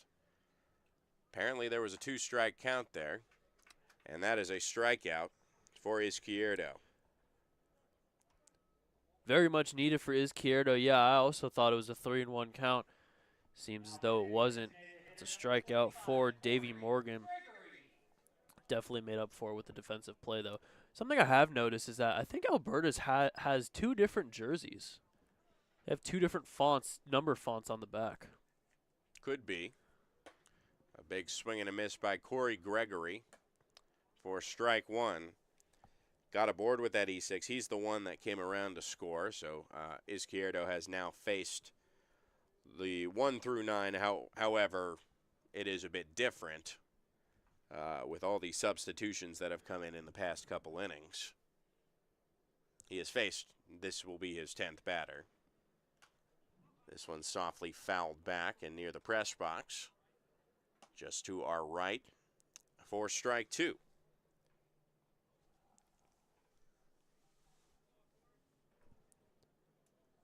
Nearing about 2 hours into this contest.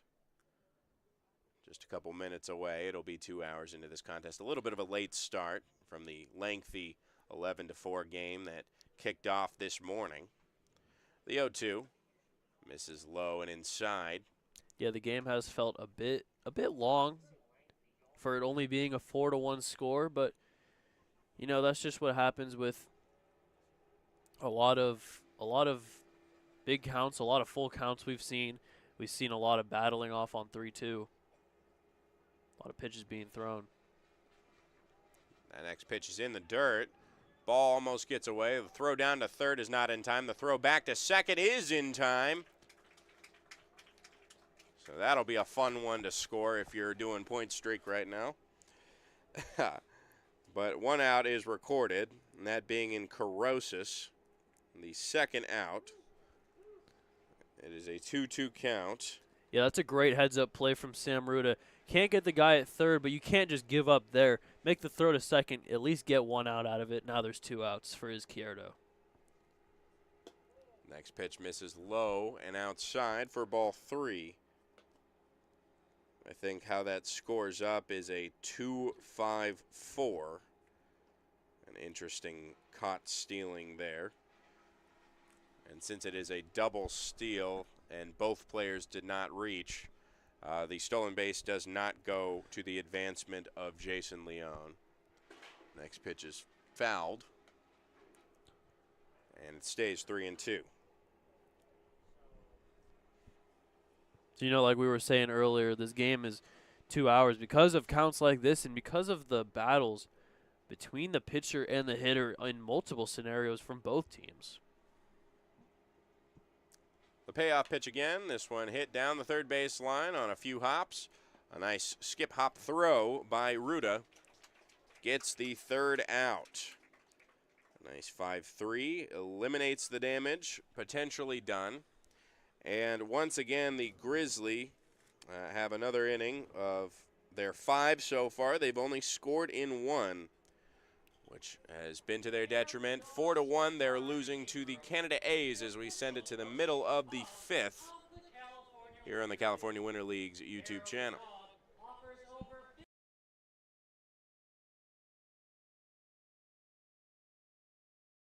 How do you define adventure? Riding the world's largest rotating tram car? Taking in SoCal's awe-inspiring views? Exploring over 50 miles of pristine wilderness? Enjoying casual or fine dining at 8,500 feet? Discovering our history? Experiencing our scenic trails? Getting that perfect souvenir? Whatever your adventure, you'll find it at the Palm Springs Aerial Tramway. Adventure at its peak. Begin your adventure at pstramway.com. Family setting, you know, we get into conversation and it's comfortable here is what I guess I'll say. It's comfortable. The hot cocoa has whipped cream and sprinkles in the whipped cream in the hot cocoa. Very family oriented. You know, they cater to the kids. They got the coloring books and crayons, and they have kid-sized stuff about almost for everything that you would want. So young and old, everybody can enjoy it. It's the best. Made from scratch memories. Elmer's.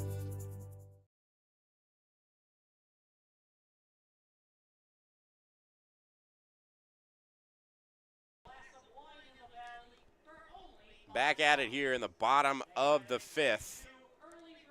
The Grizzly back out defensively as their inning was cut short. Their apparent-looking rally that started off with an E5. Very similar to the one run that they've plated so far in this 4-1 detriment to the Canada A's, who continue to lead. They're aiming for their second consecutive win to start off the 2025 California Winter League season. And on the other side of things, the Grizzly are trying to get their first win of said 2025 California Winter League season. And that starts with limiting run production with the Canada A's. Sam Ruda, in his 3rd plate appearance, has walked twice today. Will face Kataoka, who's still on the mound. Leg kicks and fires for strike 1. Nice pitch there by Kataoka. Yeah, Sam Ruda had a really interesting defensive inning. You know, the first batter throws an E5, throws it away from the first baseman, Stan King, but then does a good play to end the inning against Corey Gregory. Next pitch hops in the dirt. Now a 1-1 count.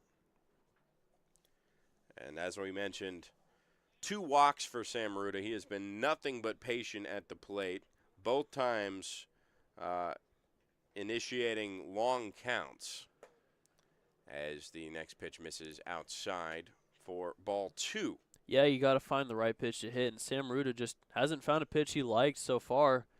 Keeps walking. You take those, especially in the middle of the lineup, especially in that 5 spot. The 2-1 misses outside. The breaking pitch gets away from Kataoka. Again, Kataoka, a really nice breaking ball. Just can't get it to get into the strike zone. He can't locate with it. For the 3rd time today, Sam Ruda has 3 balls in a count. The hitter's count gets away from Kataoka. He lost those last 2 pitches on the release point, and a 3rd walk issued to Sam Ruda. Now, that's not the record for the most amount of walks I've seen one man get in a single game. I think the record might be like 4 or 5. But it really, again, shows plate discipline. I'm not going to walk away. If I'm a player, I'm not going to walk away from a game and say, oh, I went 0 for 0, but I had 4 walks. I still got on base, you know. It's not a game to offensively hang your hat on as the first pitch gets away from Grayson Moeller for ball 1. But 3 walks is better than 0 for 3. 100%. Especially this early on. You want to show that you can get on. The 1-0 misses low for ball 2. And Sam Ruda getting instructions from pitcher and temporary first base coach Chet Robinson right now over at first on the first base side of things.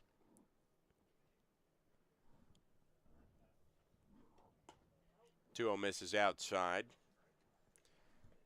I believe that is now 5 or 6 consecutive balls issued. And again, tailing away from a lot of these lefties in this part of the lineup. I believe he's retying his shoes right now. Kataoka is. Moeller, 1 for 2 on the day so far, with a strikeout and a triple.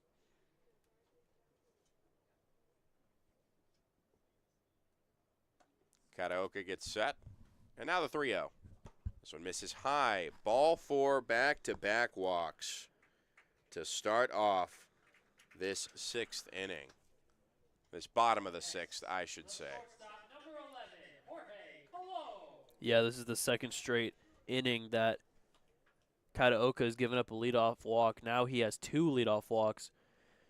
So Jorge Colon here in a big spot. 2 on, no outs. Trying to extend this lead for the A's. Here's Jorge Colon with runners at first and second. The first pitch misses low and inside for ball 1.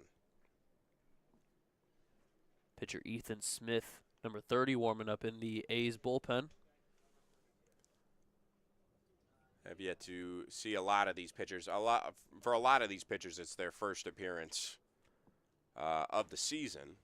As the next pitch misses inside for ball 2. Of course, this is opening week. We're excited to kick this season off. Mound visit now for Jared Lemieux, calling off his infield just to solely talk to his Hillsman right now, Kataoka, who last inning when he came in was quite efficient. Only allowed 2 hits, but faced only 4 and got out of it, courtesy of his defensive alignment. Just trying to figure out how to approach these next 3. He just got out of the lefty side of the lineup. He's now facing, his same-handed batters. And what I've been noticing is that he's been missing to these left-handed batters on that right-handed side. So now he can use that same pitch to cut inside if he can get it to work for him. Yeah, Lemieux definitely wanting him to stay accurate, stay in the strike zone. You don't want to walk another guy here with the bases loaded. 2-0 count on Jorge Colon. 1 for 1 today with an error. And an RBI as well.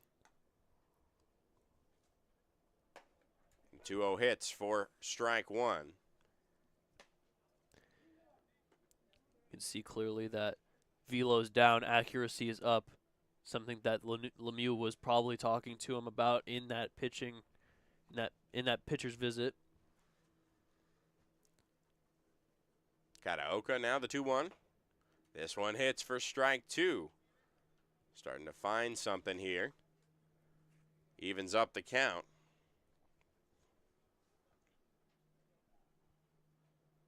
The telltale pitch here. Force out at any square base with no outs. The 2-2. A swing and a miss. He got him. He is out. He was heading towards first, thinking that it might have been a drop third opportunity, but with the runner at first, that is just a straight up K. And the first, that of Kataoka. Yeah, I think the mound visit really calmed Kataoka down, really made him want to pitch inside the strike zone. And when he does that, you know, he gets strikes, he gets outs, and that's a big first out here, especially with 2 men on. Still a lot of work to be done here in this inning. As the first pitch misses outside, ball one. Again, just missing outside to a lot of these lefties. Tyler Fogue up at the plate, sporting some bright yellow batting gloves, green long sleeve with the red jersey. An interesting mashup of colors on this man's body as this next pitch is fouled to the left side out of play. If he likes it, you know. I'm trying to see what those 3 colors remind me of. Maybe it'll be the new fashion style. Highlighter yellow and green. You remember those people back in middle school with the highlighter fits? I try not to remember middle school. That's fair. That's fair. The 1-1 misses outside for ball 2. Now a 2-1 count here. Middle infield still in double play depth. It's a 4-1 contest. The Canada A's have the Alberta Grizzly. They have had them since the bottom of the second. We're here in the bottom of the 5th. Stepping off the mound is Kataoka. He'll look back the runner at second, that being Sam Ruda, who started off this inning with a walk. Back-to-back walks.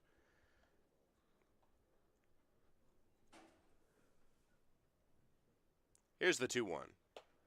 Looping breaking ball. Looked like it was going to miss high, but it actually broke down a little bit. Nevertheless, still missed. Yeah, I saw Davey Morgan sprinting to second base, telling Ruda, you know, I'm here. I'm a threat. You can they might throw at us, so you better get back to the base. The 3-1 misses high and gets away off the glove of Burgos. But advancing to second and third on the walk, they won't chance it at home. Base is loaded now. We talked about this in the last game with Bubba Thompson, but really liked how Tyler Fogue, after the walk, sprints to first base because it got by Burgos. Stan King now in the bottom of this lineup. I believe he had a bases loaded situation yesterday with 2 outs, and he flew out to center field. It was kind of already a huge game for the Canada A's at that point. They were already on top, 11-2, I believe, as the first pitch hits at the knees on the breaking ball for strike one to Stan King. He's popped out twice today to center field. Just looking to get on base and looking to get some run production. I was actually chatting with Stan King's father yesterday. They came from Georgia for this first week to come out and watch him. Another strike issued there as he watches that one go by. I believe it's his dad, his mother, and his sister who have all come out to watch him compete for the Canada A's. Here's the 0-2. This one misses high. Check swing down to first. It won't even give that one a look. Bit of a new addition to the Alberta Grizzly, Anthony Silas, is warming up in the bullpen right now for the Alberta Grizzlies. So if this gets out of hand, look for him to enter this ball game. Brand new addition. The 1-2 misses high and outside. Great grab there by Burgos to prevent Sam Ruda from scoring at third. Ruda at first, Moeller at second, Fogue at first.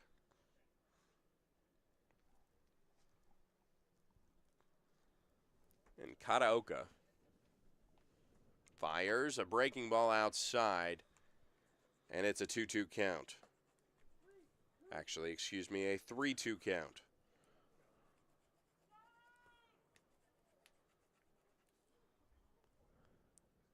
Big payoff pitch here with bases loaded. Breaking ball hits the outside corner.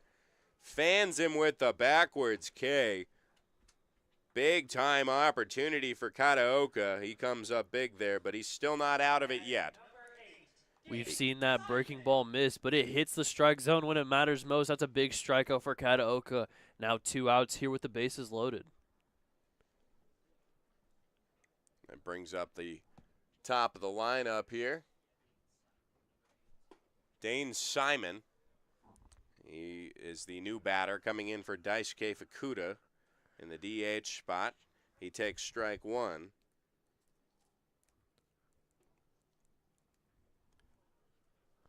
Bases loaded and 2 outs. The 0-1. This one gets over the glove of Burgos. Coming in to score is Ruda. Everybody moves up on the wild pitch. And that'll add another run to the Canada A's tally, their first since the second. It's a 5-1 ball game. Yeah, just an unfortunate throw for Kataoka. You know, after getting that strikeout, it's really disheartening. Allowing that run to score, getting that 4-run deficit back. And now second and third, no longer a force out at every base.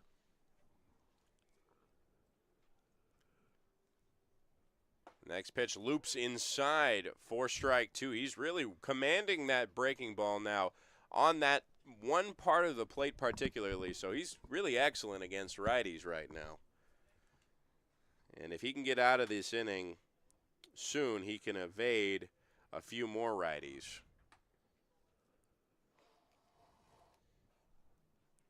The next pitch is lifted foul down the right field line. That'll get out. Now a 1-2 count.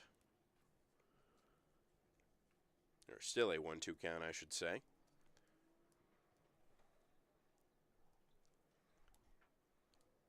Matthew Ward, who came in earlier in this ball game, will look to get his first at-bat.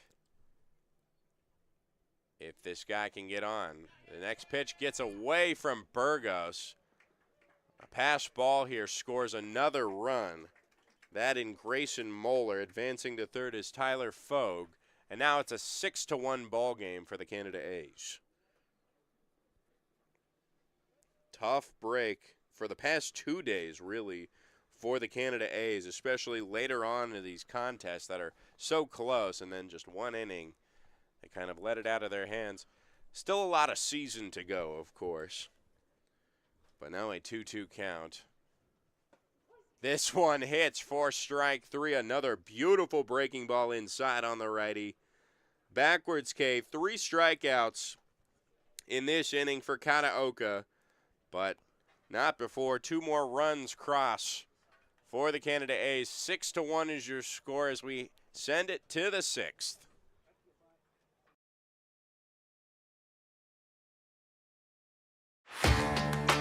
Whether you're building, landscaping, renovating, refreshing, or simply researching, rent the right size tools for your size jobs.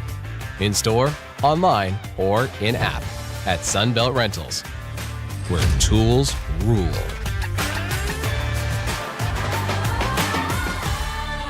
Everyone knows good things come in threes, like our Eat, Drink, and Play combo for just $19.99. Maybe the saying should be good things come in 1999s. Maybe not. The Dave & Buster's Eat, Drink, and Play combo for just $19.99. For 20 years, our family's mission has been simple.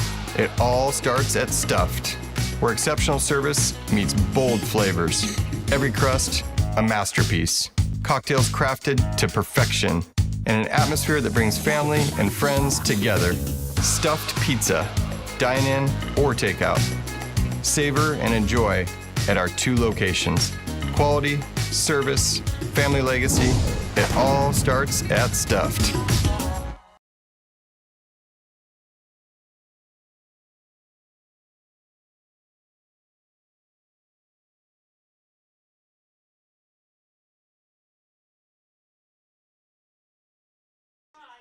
We are into the 6th inning of work. The Canada A's have added 2 more to their tally. It is a 6-1 ball game. The Grizzly having to will have a tall task ahead of them in these next couple at-bats, especially with this new pitcher on the mound for the Canada A's, that being Ethan Smith, a fresh product out of Lipscomb, Vanderbilt, and Tennessee. He has played for all 3. This is a rare SEC talent that we're seeing here. Obviously, Vanderbilt and Tennessee, some dominant programs in the SEC on the baseball side of things. Football, you could argue a case there, I suppose. But Ethan Smith, the reason that he has not been signed yet, I would imagine, is because of the injuries that he's had to go through in these past couple of years that he's been trying to work himself out of. At least that's what he told me when he arrived here in Palm Springs. Yeah, you never want to see injuries, but somebody who played at that high of a level in the SEC definitely deserves some type of shot to get back into it. Especially with alongside the premier talent of Kumar Rocker and Jack Leiter. He'll face Scott Shaw, the lefty. And in there for strike 1 on the lower outside corner, hitting 90 on the first pitch there. He's got the velo, and it's coming. A double leg kick, pumped and missing outside for ball 1. Izquierdo, his successor, or his predecessor? Predecessor. I'll figure that out later. Anyways, the pitcher who came before him pitched 2 innings. The next pitch misses outside for ball 2. Paul Nochi with one more defensive substitution. Dane Simon, who is just up to bat. Now in center, Tyler Foog, who was out there in center, now out of the game. The 2-1 hard hit on a couple hops to the second baseman Moeller. He'll throw to first for out number 1. Canada A is doing everything they can just to maintain their now 5-run lead. Scott Shaw has hit it 3 times now to Moeller. So Moeller is always aware when Scott Shaw, the lefty, pulls it his way. 0 for 3 now. A big swing and a miss from Matthew Fabian on top of that 90-mile-per-hour fastball, that patented 90-mile-per-hour fastball that we will be happy to see as we go along here in the California Winter League. We've seen really both sides of the coin here today. You know, some pitchers throwing in the 60s, some pitchers throwing in the 90s, and both sometimes equally doing just as well. This next pitch fouled out to the left side. Yeah, it's really all about timing and how you kind of manipulate your timing to get the hitters out. So, you know, no matter if you throw 90 or if you throw 59, you know, it's either way you could still come out of there with a scoreless inning. Fabian, 1 for 1 on the day with a walk. Will find himself in an 0-2 count. This one, watch out. He gets out of the way here for ball 1, cutting inside on the righty. Just to try and get him off the plate here. He's been pretty consistent. Rather, Ethan Smith has been pretty consistent, sitting at 90 right now.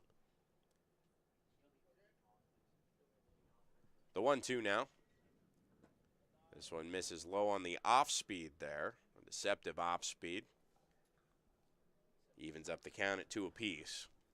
Anthony Silas still warming up in that bullpen. Should be probably the person to come in next inning.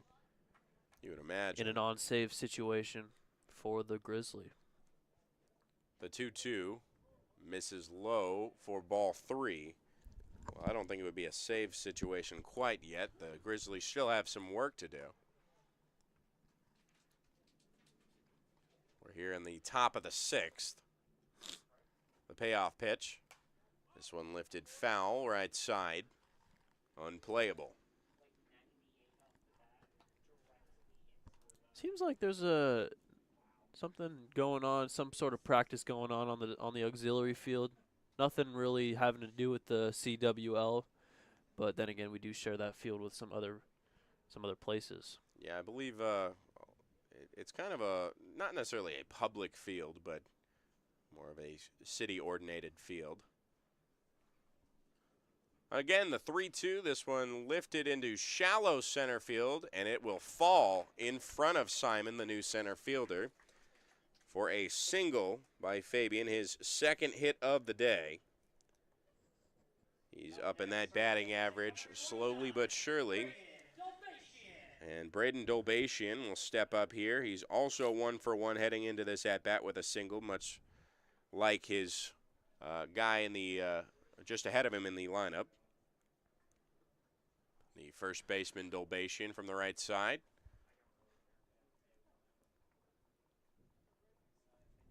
The first pitch with the runner going, hits for strike one. The throw down to second is not in time. That'll be a clean stolen base for Matthew Fabian. Seemed a little closer than it was at first. A great jump from Matthew Fabian, was able to get in there for the stolen base. Already has a big lead off of second. Oh, and a quick throw back to second. He got him. Got him lacking. So there goes all for naught. The quick pickoff effort. Got him snoozing, as they say. Yeah, he was really fast to get off the bag. Went way too far off. There was already somebody covering second in Mueller. Just a weird base running mistake. So with a clear mind, Smith almost puts this one in Dolbatian's mind. Chin music here on the fastball. A 1-1 count.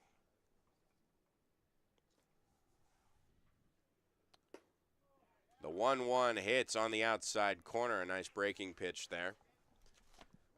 It's a 1-2 count, and Smith has a chance to face the minimum. Here's the pitch. This one lifted in the air to left center field. Ranging over to his right is Simon. He'll make the grab. And Smith, the reliever, does in fact face the minimum. Gets out of it unscathed with only one hit on his tally and nobody left on. Still 6-1 as we send it to the bottom of the 6th. The Canada A's on top of the Alberta Grizzly here at Palm Springs Stadium. Quality first. It's quite a philosophy to live by. But world-class ingredients are the foundation of great meals. And we wouldn't have it any other way. At Kaiser Grill in downtown Palm Springs, we believe you deserve the best. So whether it's dinner for two or a celebration with 200 friends, quality is our promise to you. Because quality is king. Quality is Kaiser.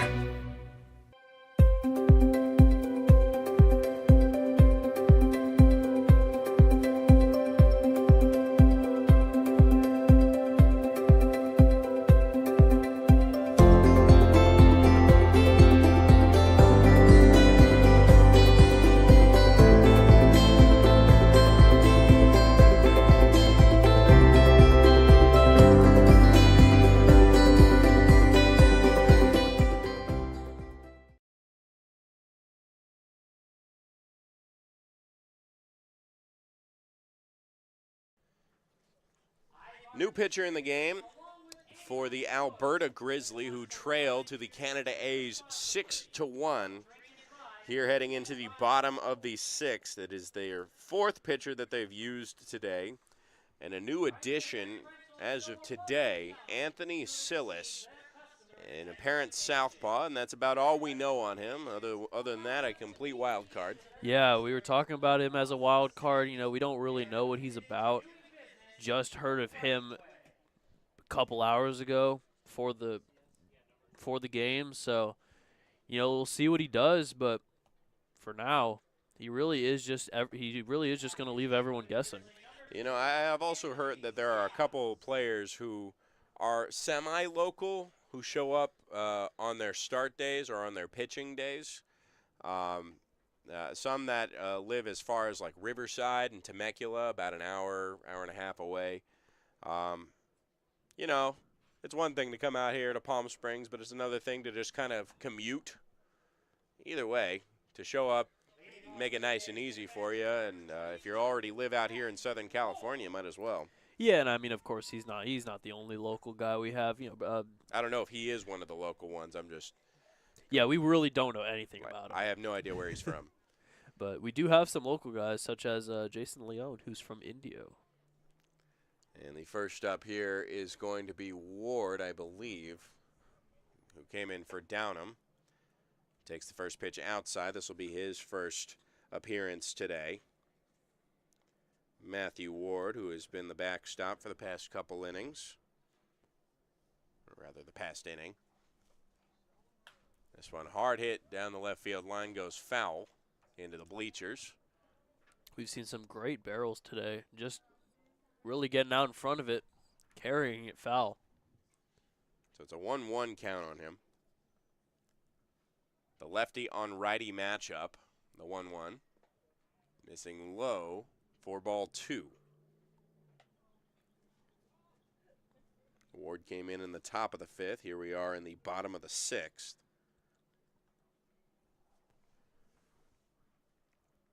Now the 2-1. This one misses outside and high for ball 3.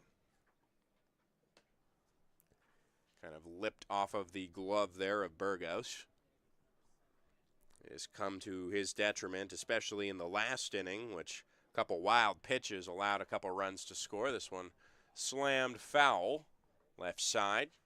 Getting out in front of it again. Matthew Ward really needs to stay back on the ball, keep it fair.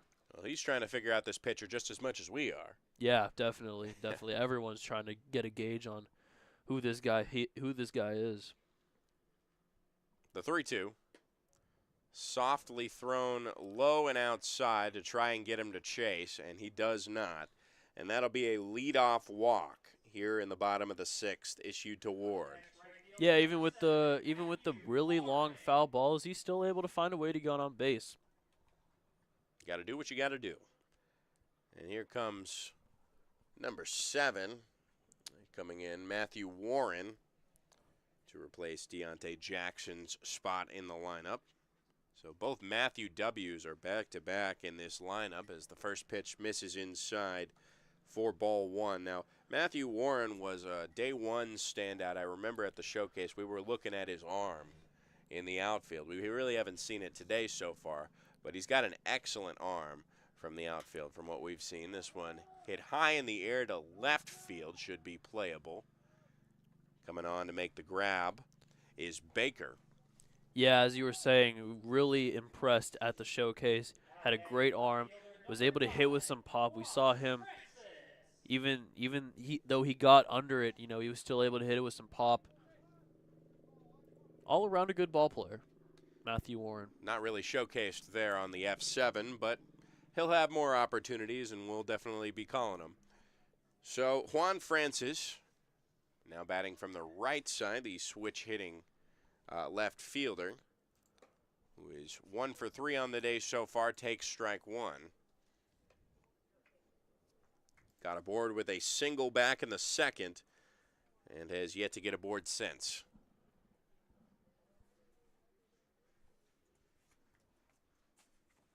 Here's the 0-1. This one lifted into shallow right center.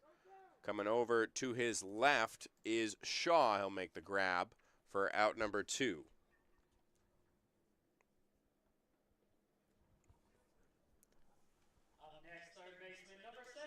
Now Sam Ruda heading up here with 2 outs and a runner at first. He was the leadoff walk back in the prior frame for the Canada A's.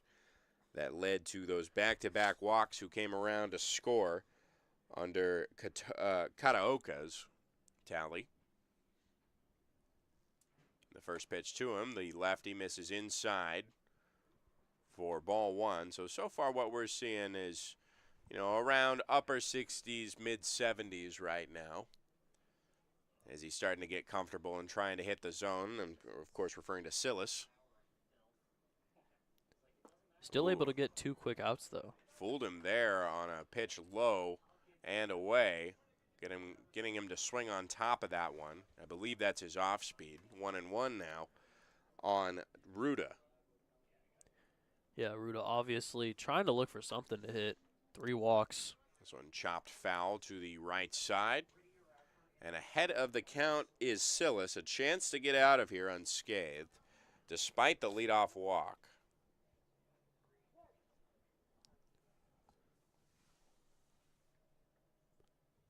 Silas looks on. Burgos setting up high. Ooh, and nearly clips him. Did it clip him? I don't believe it did. They were looking to pitch out here.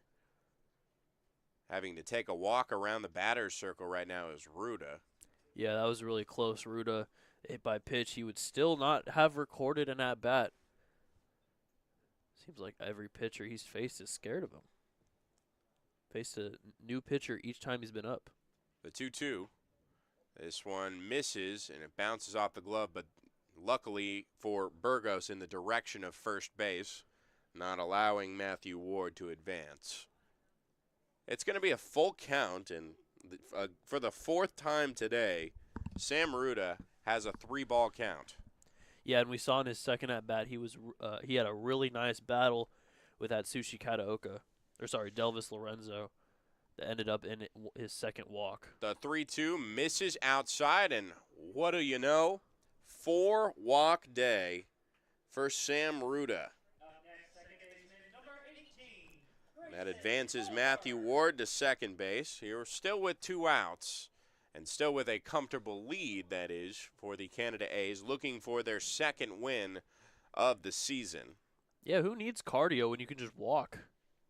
Walking is still cardio, I suppose. First pitch hits at the knees for strike 1 to Grayson Moeller. Maybe he's done enough walking to warrant it being part of his cardio routine. Well, he doesn't have to walk far to his position from the third base dugout to third base. So I guess this is the most exercise he's faced, at least today. The next pitch, breaking ball, bending in there for strike 2, a beautiful one. At least we know his plate discipline is off the charts. Today so far, certainly. Grayson Moeller now faces an 0-2 count, and a chance to get out of this inning is Silas. With a runner in scoring position, this one fouled back. It'll stay 0-2. 2 walks this inning so far issued by Silas. And those are the 2 guys who are on the base paths right now. The 0-2 again. Misses outside, sweeps away from the lefty. Misses the strike zone for ball 1.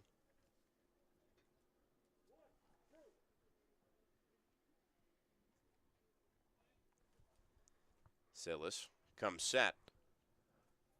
And now delivers. This one hit into shallow left field. Ranging back is the shortstop who cannot make a play. Morgan misses that one. 1 run scores.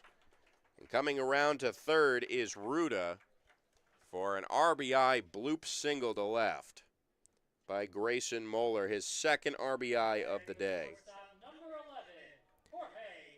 Yeah, I mean, we've seen this a lot today, just hitting it in the middle of no man's land. 3 guys there, none of them can get it. It was a nice diving attempt by Davey Morgan, just wasn't able to gum up with it, and it was able to extend the A's lead to 7-1. So like you said, the A's now with a 6-run lead. The first pitch hits for strike 1 to Jorge Colon.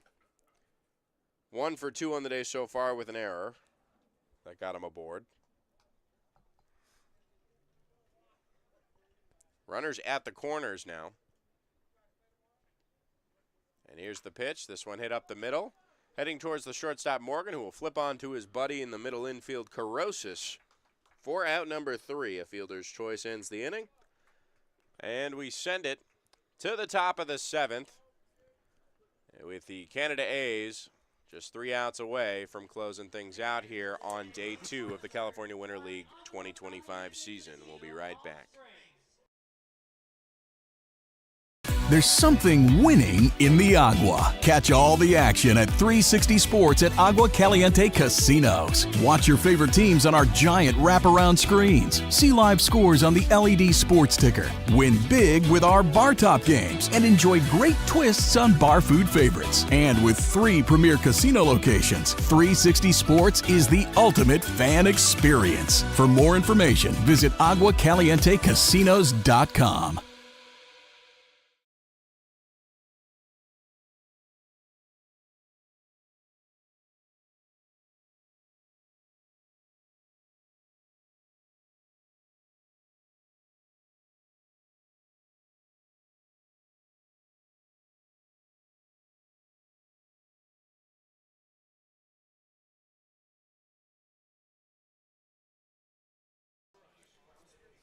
We are heading into the top of the 7th inning here at Palm Springs Stadium. Joey Miller alongside me, Evan Patoka. It's been a day so far. The first game of the day here at the stadium was quite a barn burner, an 11-4 victory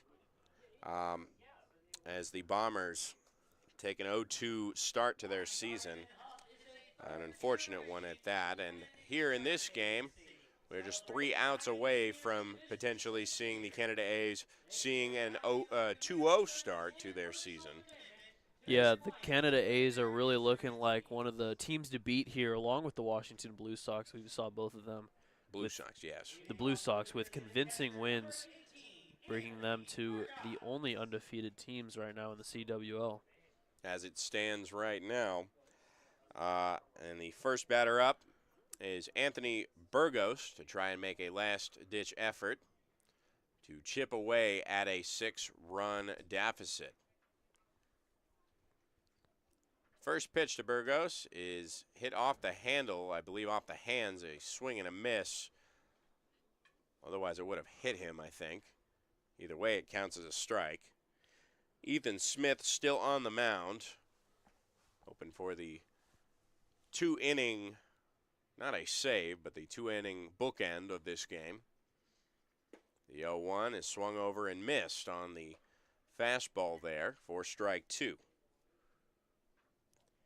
Burgos behind the plate today. 0 for 1 with a fielder's choice and a strikeout. The 0-2, a swing and a miss. 3 pitches and a K for Ethan Smith, his first of this California Winter League season. Yeah, he just blew 3 pitches right by Burgos. Uno, dos, adios, as the greats say. Oh, the greats. Yeah, the greats. All of them. Yeah, pretty much. All right, well, the top of the lineup to back up is Pete Baker. His second at-bat, his second plate appearance, rather. The first one was a backwards K. He swings and misses for strike 1. Smith finds a sign, covers his mouth with his glove, and now fires the 0-1. A bunt shown, does not pull back, so it is a strike 2. That ball likely would have missed low. Haven't seen a bunt today. After multiple, Team China's not playing. Yeah, Team China has definitely bunted a lot, especially yesterday. But the 0-2, a swing and a miss. Rung him up there. And now just 1 out away is Ethan Smith. Yeah, Ethan Smith really tearing through this lineup. Jason Leone in his second plate appearance, his first one was an E5 that started off the 5th inning. He came around to third but did not score.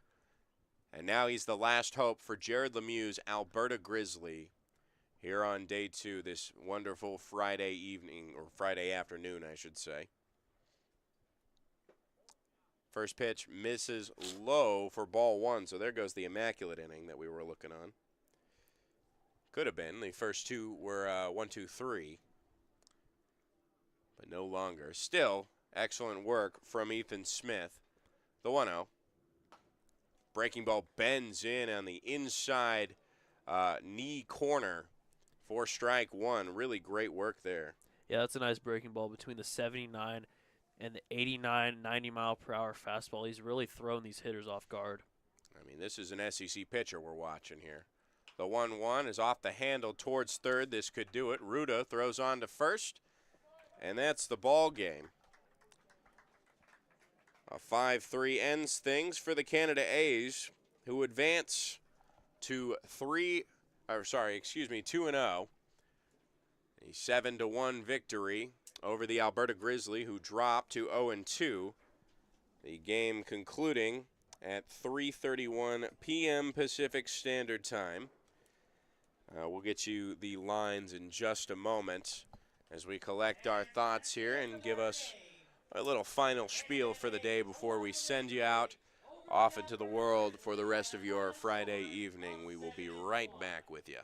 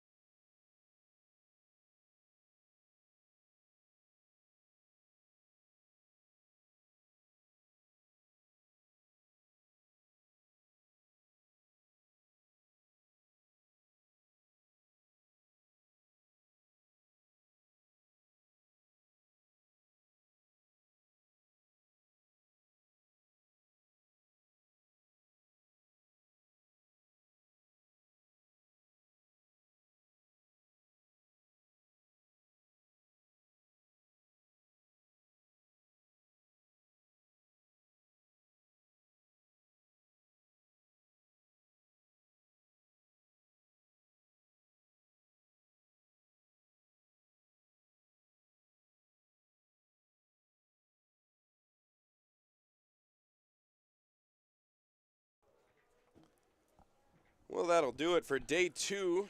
Is concluded. 7 games already come and gone here in the California Winter League.